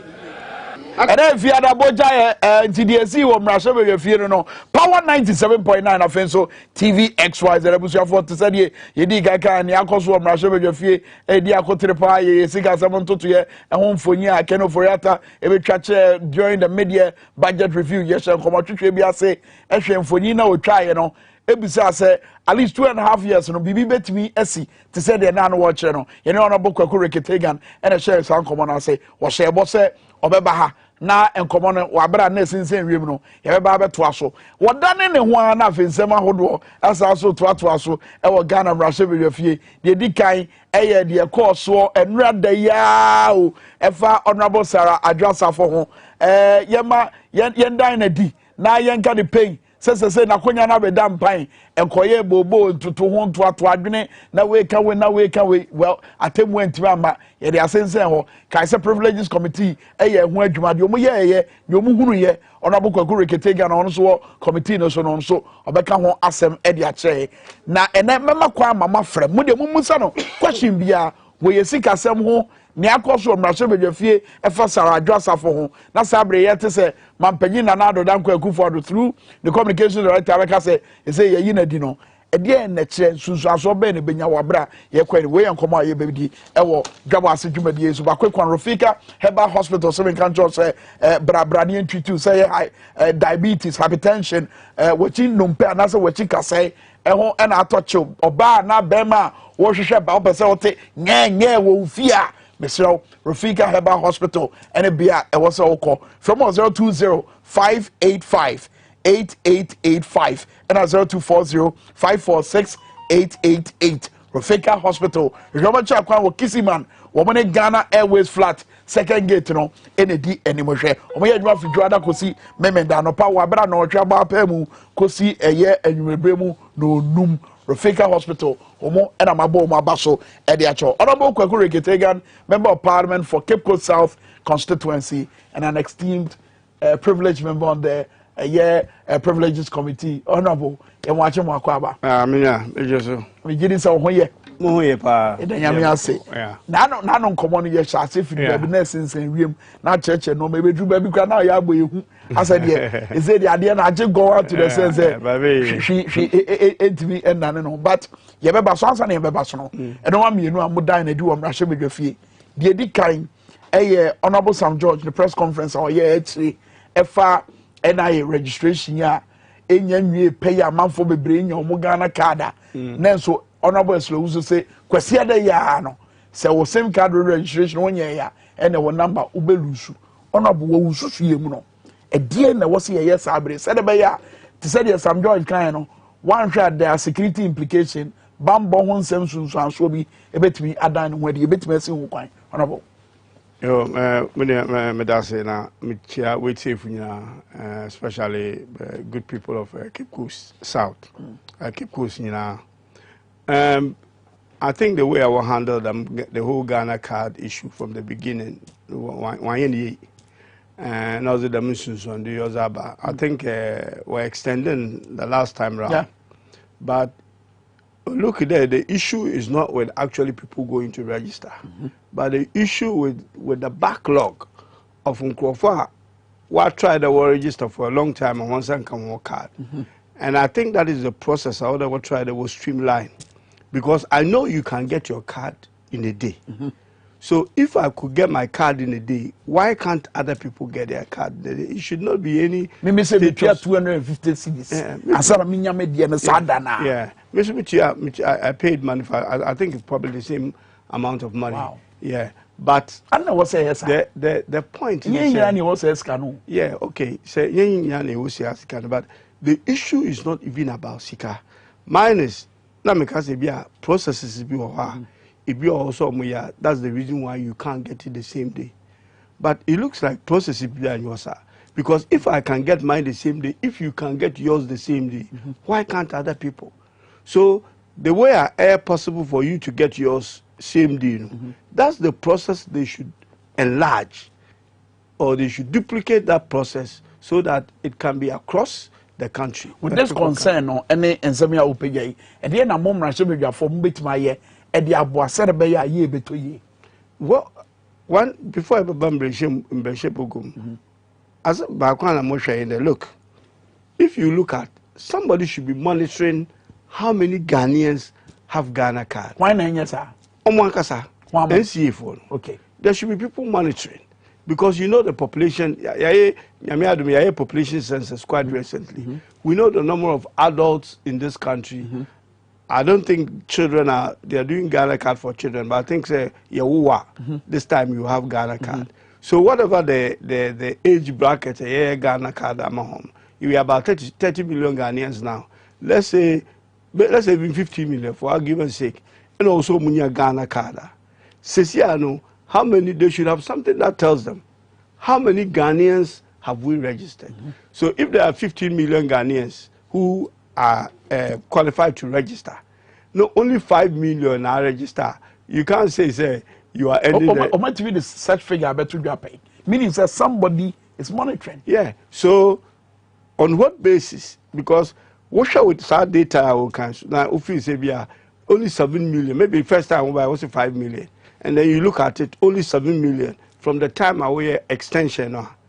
That should give you an indication how long it will take to capture everyone. Okay. So if Ubaya announcement, 1 month count, so you had 5 million, and within a month you've gone to 7 million. It means that 2 million people have registered in a month. Okay. So if you are halfway, then multiply that by the number of people left. Then you will be able to give timetable as to when the registration was. Honorable, it doesn't look like say communication minister Mami Eslousu back it down. Baby ojina na ojina. Osi kwesi ade nu de. Wonya ya wo de obelu number. Eti die na wo ka kire no wa bra nipa dodo na enya ye no. You know, I'll say my sister Eslousu needs to be practical. She is doing a practical work. And say my yambra, well, yeah, no, we don't lead like that. There has to be flexibility. Yes, people can be difficult in a sense that they have time to do it. They take their time to do it. So I see queues are for more places because people are now getting worried that these things are. So you can take a stand that, okay, register, you close the A, but you should also be practical. Okay. When the time comes, you should be able to say, okay, yes, our extension, but this will be may be the last one. Until you get that, it's not about just registering Ghana card, but you want to get the population eventually to have Ghana card. So if you have half of the people and you have your deadline, you say deadline is up, then you have not achieved the purpose, you know, for which you are doing the Ghana card. Okay, na moye nkofo ya to so aba mo mrahye bedwafia mu gina ya nan mu no e dey na mo so betima ye e dey aboate bia no. First of all, I think because though it arises in our parliament, yes. I mean, as Speaker said, we are not on holidays. We can be called at any notice. Committee meetings, as we have, you know. Me, I'm privileged, so yes, but we have our own, like the minority that we are sorting our own things out. So the communication committee in Parliament can call the NCA or call the minister and be able to reason with the minister and ask some of these questions I'm asking. Minister, how many people are supposed to register? Okay. If they are not volunteering information, the committee can get it from them. Yeah, LMC committee, they are still working. So the committee can call the minister. The minister is not on holidays. Minister is working. So it's parliamentarians and say, more organizer on them to come to Parliament. But as Speaker said, no, we are not on vacation. We are still working. We are not working in the chamber, but committee meetings, including our constituency work, is still going on. Immediately, and I hope my honorable brother Sam George and his committee, because he belongs to that committee, will follow up on the press conference, because it shouldn't end at the press conference, and basically call the minister, who is also a member of the House, and say, look, we know this. These are the things we want to know. How many people are supposed to register on Ghana card? What's your estimation? How many have registered so far?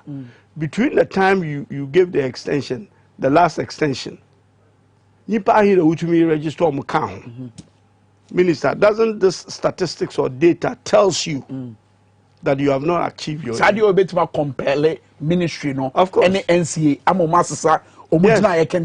yes, you can do that. And the minister will say, because maybe he's not looking at the data. Then at the end he say he's enforcing the what is it called? Directive. The directive, you know.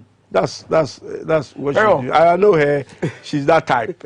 Okay, so somebody needs to sit down with her and break things down to her that, look, this is where you are. Okay. You are nowhere near what you said you were going to do. So if you truncate this process you've done so far, you haven't achieved anything. Okay. Unless there's a hidden agenda. Well, hidden agenda be bit more. Well, because now no more catch as a watch the Ghana card no. And the baby now so I think the CI didn't happen. Okay. So I don't know what's going to happen. Maybe these people, they always have a way of coming again. Okay. So maybe that is there. But if the idea is that they don't want a certain group of people to get Ghana card because they want to use it for an election, then that would be unfortunate. Because that will not work. It won't work. No, it won't work. And then I I'm just telling you, I can't sort of I just say to but it will not work. Very well. Dwabo Ase the power 97.9 that 2024 election. And yeah, you be a bit me USA election. Oh, that it won't happen. Oh yeah. But we've learned a lesson. Well, okay. Okay, let's say about Sarah Asafo Asemi so. Amanfo ka say as a mode Ghana for dream be na edi privileges committee and for that matter by extension Mrahye Efie and a big crowd so this board so board presidency. Say we nim pa say Sarah Asafo ba won ma adwuma yi e ade de o hawo ba. Ada no atwedwe wo na asia kopem sabre ansa na odan na di say afede mi yi na di. E dey na ekoso na bo. The master I think I said it quite a while ago time I hearings that you can't understand because Honorable Adjosafo are serving in two arms of government, the legislature and of course the executive. Okay, the executive legislation the election. So in fact, even to go and declare his seat vacant and things involves a lot. Okay, the constituency and everything. You deny the constituency of you need to do a by-election and all that. Now, first and foremost, somebody who is a minister in a serious place like gender, where there are a lot of issues, issues to do with poverty are actually addressed from now. If you don't have a minister, for me, it is one of the most important ministries in government. Yeah. Okay, and if such a ministry only had now with another minister be on so baby with their double work amount so woman akutia back. How is that minister going to be effective? Covering for some minister should only be for a short time. Not so no because a minister will be now or another minister so somewhere else. So you will. What is the reason? What I wanted to know is excuse me. No about Joseph. Edema executive. He was still she was still in office. Because we are trying to reach her for this speaker referral. Yeah, but I wouldn't go that far. And I have my reason why I wouldn't go that far. Now I will tell you in a second. But president's side now, they are not even talking about it. They are silent. You can only be silent if you have been reached by my minister Bia saying a member. And you will have to share it with Ghanaians. I mean, Nana Akufo-Addo is not a president because he elected himself president. It's the people. He's a servant of the people. So is Joseph. So is myself. So we are accountable to somebody. And it's the people of Ghana. So people of Ghana will appoint you a president who's where you minister. No minister Mbejuano. You should go to Ghanaians. In fact, just to sack her is not enough. For what has happened, the presidency should tell us the reason why saying that to Joseph, man is Sambri, but Sambri you know, Wamba, and if he say Bia Nebusian some ehiano, and she must get more time too. But the business of government cannot wait. Because of that, you know, you catch and say, Onjina home na, take care of the That's we are going to say, Yetiwani Asake, gender and social protection minister. Wow. If it's just a normal reshuffle, be a woman saying, and I be fine. But this particular case, and look at the timing. Look at the timing because they were waiting. No one him say, Andra. Then it becomes easy for the president. Oh, Samu? Yeah, yes. Because the reason is that I just have a MP. Or her MPP abayagi. No, a minister. And I'm so a minister and Krasinti. Adrian choppers all the hammer on yen bebre because ministerial position restricted Kaka. Now you go and terminate the appointment as a minister, you make a wounded tiger. And a wounded tiger or parliament, change your business. 137, 137. Is 136, 137. You know, so that has always been their fear. But and whether he has something on the ground. But here's the case, sir. Manya anti decision be our parliament, but president are sacking. Yeah, because does it not defeat argument here will be raised? No, it doesn't defeat it. They have there's a problem to solve. Almost timelines say Andra. I just have a basakono parliament. Yes, I can. I am sure basakono. Yen the ambasso. And you know, the was so basso. And she, okay, she says, yeah, what do we do? Okay, let's get rid of her and make sure that we get parliament to get rid of her because Adjosafo will not inure to the benefit of the MPP government. She will be a problem for them in parliament.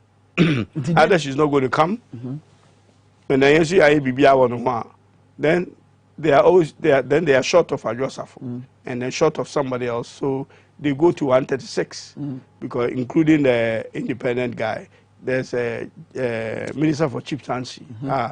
So the problem is serious. Adjoka Kanwa. Now, if you are there, 136, 136, because question side says, the issue does not allow him to come to parliament. And they have a real danger. But says, yeah, I'm a signal. It was at the end, take political lines. Did the end of parliament? Well, parliament here, privileges here, maybe. Okay. Unless between now and recess, you know, just have surfaces.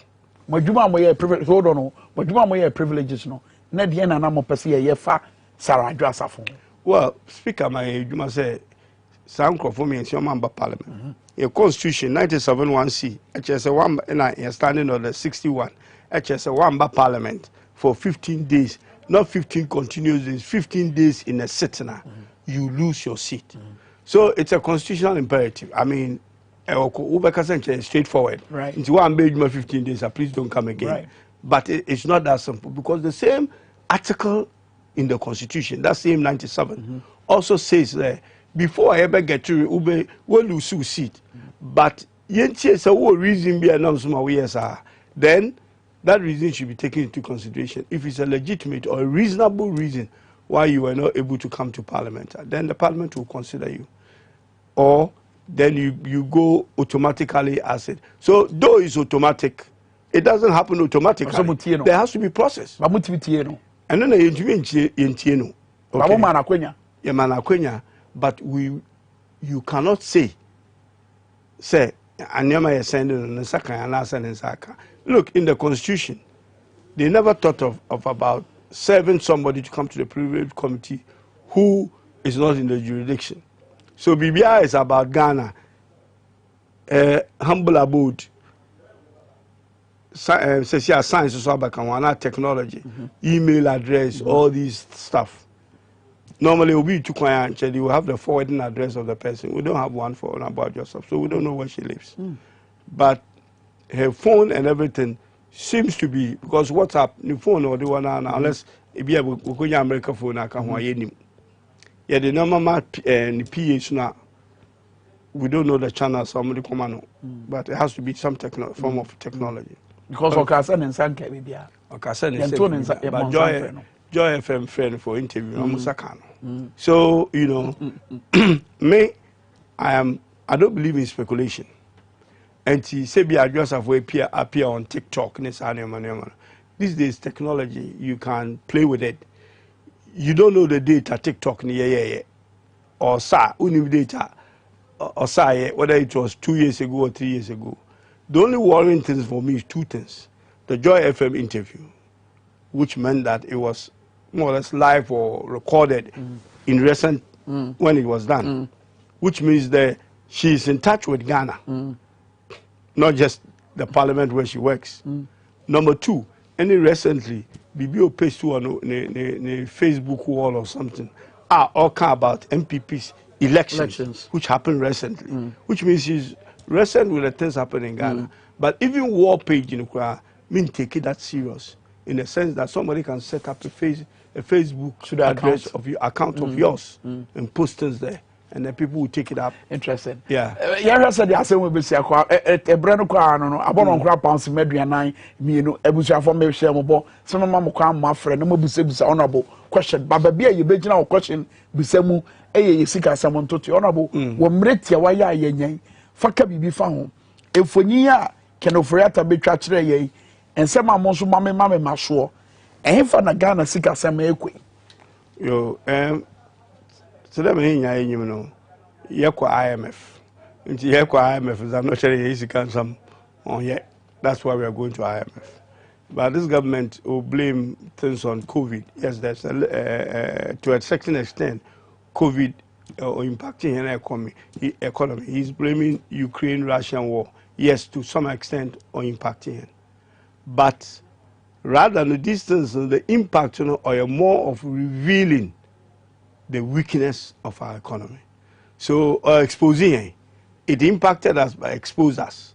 Just say and I always give the example. Me see we see with that now the clay see with that you bought a humbono or with that in the also I will blame me when offense storm.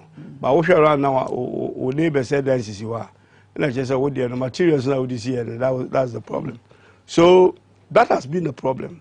Say abaye mbumani if you so oman kan okora most of the figures are multiplied before the pandemic figures ni bi ho anya kore anya no kore ya challenge figures no we challenge oma saben they we challenge oma say we are patriotic we are Ghanaian. They have become more Ghanaians than any Ghanaian. So these things went on and ya addresses anime into pandemic in Russian war by no na just say abese your case na man Even today, they're still not telling us the truth about things, even with the IMF at their back. Problem I have my is to do with external debts. Say, no critical concern. External debt, exchange rate, Bank of Ghana reserves, export revenue. Can you now boom capital account in current account in Eshimo, but is to do with hard currency. Hard currency, I'm talking about US dollars, which is the a parent currency. Yeah, so that is the issue, and that issue, it impacts us in all other areas. There were structural problems. Problems are here. Young man sanity. Yeah, maybe exporting less. And you can no more. You can no more. And you require dollars or foreign currency to do it.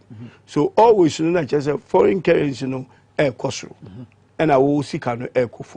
It's for a simple economic reason that sika demand also. It always increases in price. Exchange rate a price. It's price of money.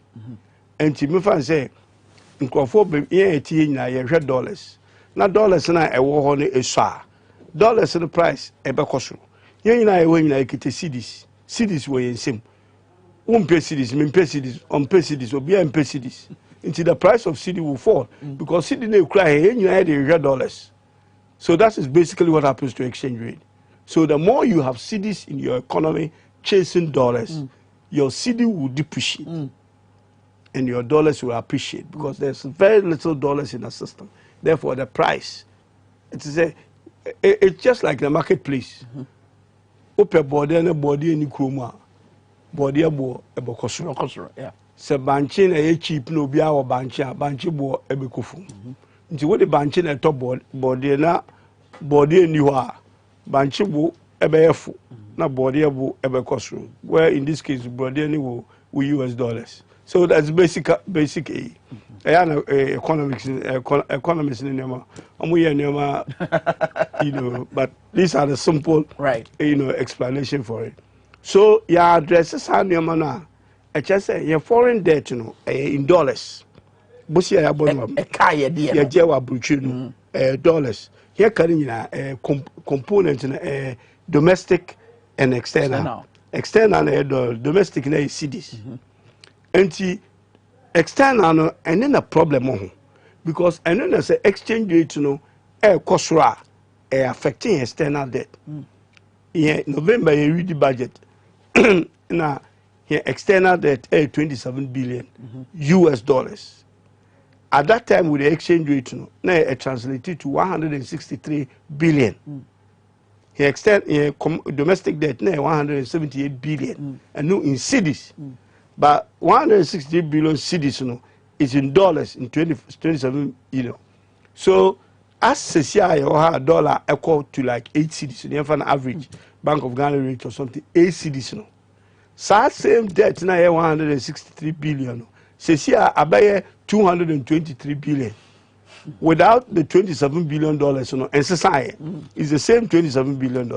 So your debt in cedi terms increasing in external debt is increasing by 60 billion Ghana cedis. So the more they exchange it, we are going to have a problem where our debt to GDP will be nothing to write home. But another question, so we take kind of for your time. Now, Ogusuka said, do they seem to have an idea of Nyombetimaya a free sao how we mo? I think so. And na central bank because say the more say o metwe sika foforo e de agum enam so nti ema inflation credit cost no omo mo bo anya no credit bachi ma because say mo ba bia mu gina na mu gina fasada dance die no to dwane ehunu nyemu hunu se de be ya e benya nti ase. And sometimes penny for around to edwuma no nema no I don't feel say Ghanaians they belittle the intelligence of Ghanaians. About finance and economics somewhere, and you pay any day coso. So they trust what the people tell us. Sometimes we didn't know maybe say this cannot be right. But almost the abaya does here and Bank of Ghana one example. So when it comes to the media review budget it tells me clearly as an economist that the manager or the managers of the economy, they don't understand the economy they are managing. Because what share and your man and yet the urgent things are and I say we have an imminent danger. So deal with that. We are not focusing on that. Exchange rate. External debt, Bank of Ghana reserves. Yes. You know, and then our own export revenue. Because export revenue $1 export revenue. Yesika yenya ba $1 dollars na yenya no. Ghana yen printed dollars by a printed CDs which they are printed. And you pay dollars $8 car. And yes, CD now would you dollar car. Where sa na ba affect you. Because CD now would you dollar can. You need to change that CDs into dollars to do that.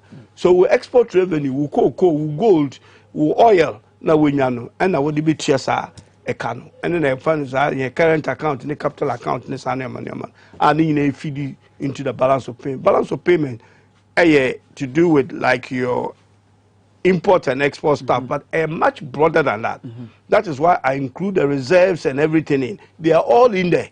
The modern balance of payment, no, it's not the old textbook balance of payment. It's much broader. To make it simpler, no. Omo for many chere no me here no so. And there no do many chere so. Omo do ma chere you start. Sanya mano Ghana ke oba tampani no. Look, please, those things are long-term, medium to long-term solutions. Okay, they are. It will address our unemployment situation. Eba addresses the structural challenges that we have. It's like planting for food and jobs. It's a good policy. You know, they are wasting a lot of money on it. These are long-term structural problems they are addressing. Yeah, importing more than they export. And no maybe we should not import them. So if we don't import them, then the pressure on the dollar will go down. And as I explained to you earlier on, the price of it, always think of exchange rate as a price of buying something. And the price, so at the end of scarcer, the price cost. That's what. So that's one intervention. So Bank of Ghana intervention. See, they want to intervene in the market. I do say Bank of Ghana dollars in good reserves, because economy need here dollars. There were less dollars in the economy. So what they do is that they come to the market and buy CDs out of the market. Because we CDs, we see the new crowd. You give free when you say more. Now we need CD now. After we start to say we CD, and the CD in the price, cost. And that dollars now scarce for market no. Bank of Ghana dollars in be good system no more. Easy that pressure no. So once dollar becomes abundant in the system, the price of dollar goes down. And then there's our intervention. Bank of Ghana. So what do you mami Bank of Ghana as I'm not buy no. May sure say ubebu ano answer na. Ye de dwumede na ba na we aka be siman so na ye de abawe me shebo. Mami di bono so. Se mama mo kwa mafre. Mo bisa questions. Eti number no ye display on screen no so. Ubetimi afre sisi na woni honorable edin go 0204155888 and 0204155944 0204155888 and 0204155944 Mr. Ofra ubo din baby a ofrefri no akọ question no so ye gina media budget review no so ene ba abaya share say enfie mienu ni fa echi no ye be hu say enoma ani adane what you honorable Kwaku Reketegan wabra watcheche no man kan ni manim ye aban de ni di echi a ebetima abo first call aba. Hello morning. Hello, good morning. Good evening baby a ofrefri. Me Karim somebody. Of I ain't your question. Somebody. Yeah, Karim, you ain't your question, no? Not religion. Karim, you ain't your question, no? Go ahead. What number say? Registration, no. My meaning where you're part time or Wawuba. Mistake. I can say. Okay, Mr. Mama, for way into the ye jina ye seek a sem no swa. as for the SIM card re-registration, as I'm no, may sure say Dwada wabra yekwe ni no. Ebedi sanko, but on the mid-year budget review, Ghana sika semono. E one am person with why. Hello morning. Hello morning. Yeah, good morning. Ebe me desa obetie me free phone so a. Within na baby a free. Me ba tell me free. Support massive. Your friend saying. Abena busa question. Ghana sika asem ho nsem no. Me bisa say sika asem no. We see an almost 2.5 years me go. Yen se bibi abekoyi no. Na say IMF no na e ba bibi abekoyi na say without the IMF bibi abekoyi. I like that. I like that question. Me da say pa. Mami, in fact just 2 more and then we can wrap up. Hello morning. Hello morning. Family. Mr. Odina baby out free. You probably Kelvin me kasa off anko. Kelvin yanko wo question. We see kasem ho. My question is say see no, you say 2.5 years and sana enwema ba ko na say no. Na ebe de answer the ehu ebe hi han ana so mu be say yehu answer na 2.5 years endu ana. Minti nwema na aban e kan me da say. Okay, last person afi honorable aba. Hello morning. Hello morning. Mr. Ajawudina baby out free. I told me free Dodo. Dodo and your friend saying. Your friend Rakib. Rakib yet you. And Pacho, maybe bisa can for that say. Since I'm more big your my 6 years in me. I said 2.5 years. I am a better Mukoya mine and I said, then I'm more. Okay. Okay, me that's no question. So it appears so be in a niche say IMF and a babe done it to be ano.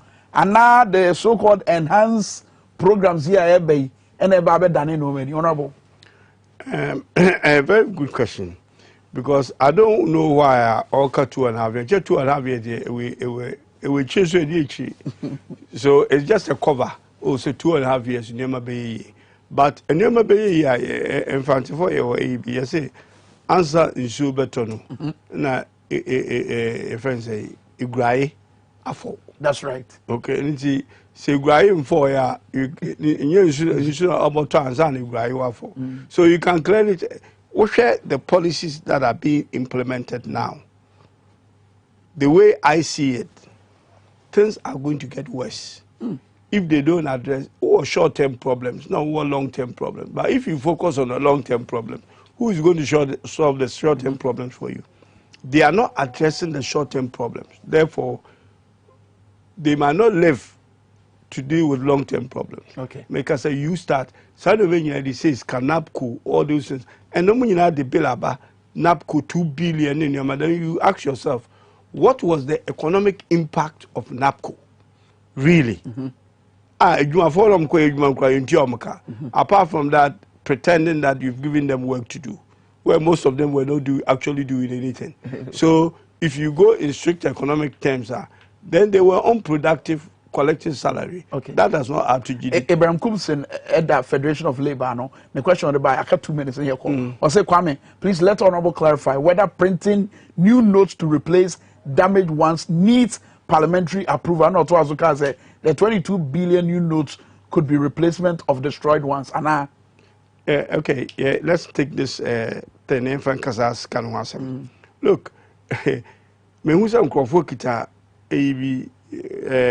new note be signing us a match CBB. That is not a problem. Okay, Ghana prints money all the time. Ghana say I'm printing dollars by printed cities. And the Pobisa question is right. We print money to replace the old one. Into Sikano call banks, na Sikano enye healthy in terms of say we say paper. I call the same baby mana you old and bibia. All commercial banks gather these monies and send them to the central bank. Okay. The central bank put a value on it and say that okay, these monies are not going back into the system, so we replace it with new notes. Okay. Into and then change bibia. Into papers now be huno and crofa sika new na ya print. You print sika all the time to replace the old one. But sika ya print. Yes, you print sika as economy. Are you different from Say yeah print. Yeah printing normal printing na yeah printing. And I will print sika normally won't for my government. You put it in circulation. Okay. You give it to banks. Okay. Because banks sika no mo dia bra say sika I had the replacement head and all the come bank will they come Kenoforiata. So any money that goes from the Bank of Ghana direct to government is supposed to be money that has been, if it's not Ghana government aban nankasa all the sika at the Bank of Ghana. You koye euro bonda sika eba ni Kenoforiata or Bank of Ghana. Your export revenue eba eko Bank of Ghana. Now, your sika ewo cities ewo maimuno, it's not a direct AE with government. It is with the commercial entities.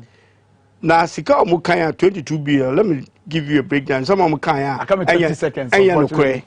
And you say, almost your mudi be a friendly repurchasing agreement. Now, repurchasing agreement quite straightforward. And so you omudi repurchase na just omoboa. Because we need commercial bank, me na me central bank. I buy me a bank for the government. I buy risk or direct or Bank of Ghana. Treasury bills in the is to raise money for government, but it's not government who comes direct to you. Bank of Ghana, the Bank of Ghana beton treasury bills among. Or Tomo one no they are usika. Usika na wajine no they my government. Now the issue now is this. That repurchase agreement say bond na matoma waju sikano. I have an agreement with you to buy it back from you if you don't want it or if things are not going right. That is what is called a repurchase agreement. So when I sell a bond to you, na me give sikano me de ma abai diwia. Now we say won't pay bond in be na wo ton am me repurchase na. Me na me you paper no na me na me tua uka. The time also. Enya repurchase no emphasis can my government. Yes, because as more can what is it called? Something we call SDR, which is IMF support. IMF support. It comes from the IMF to the central bank. There's a line item for it. So why is it that you have indicated in the budget? So IMF sika SDR over spending. We spend that the same line also the show say Sasikani and Saka. But now we say Eshe Sasikani. Very honorable. So that's where the problem is. But I say any chechemu no ebusuafo aha na yedi mbesi ena efiada ye jama ajimai ena freaky funky Friday obemo ni age kakra ewo kasafidie yi so power 97.9 within the Prince Kwame Minkah nyame adoma na wodwe edi ani mu no ye besa asim na guarantee ya bebo dwadata ye ba mu nyina ache bye bye.